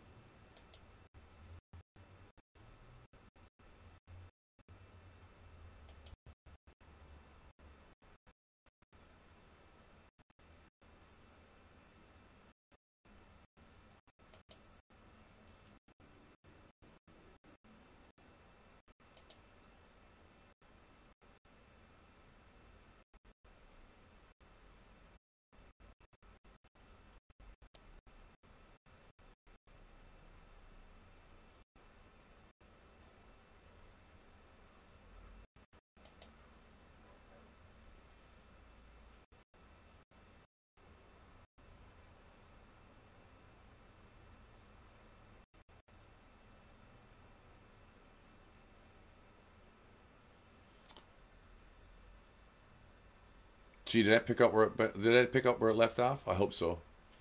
Did I pick up where it left off? Gee, I hope so. Let's hope.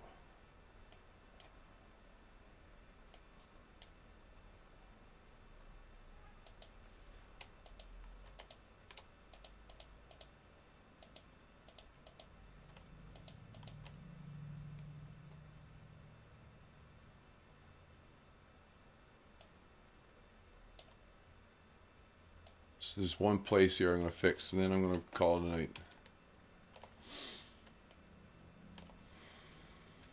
So, right there.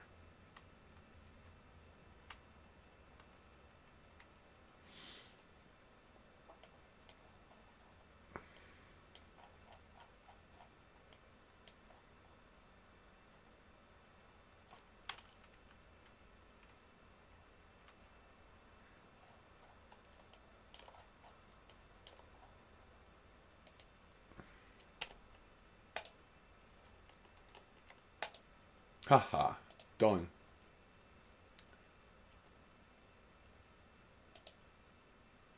This is going to cause a crash, probably. Let's hope it picked up. Let's hope it picked up.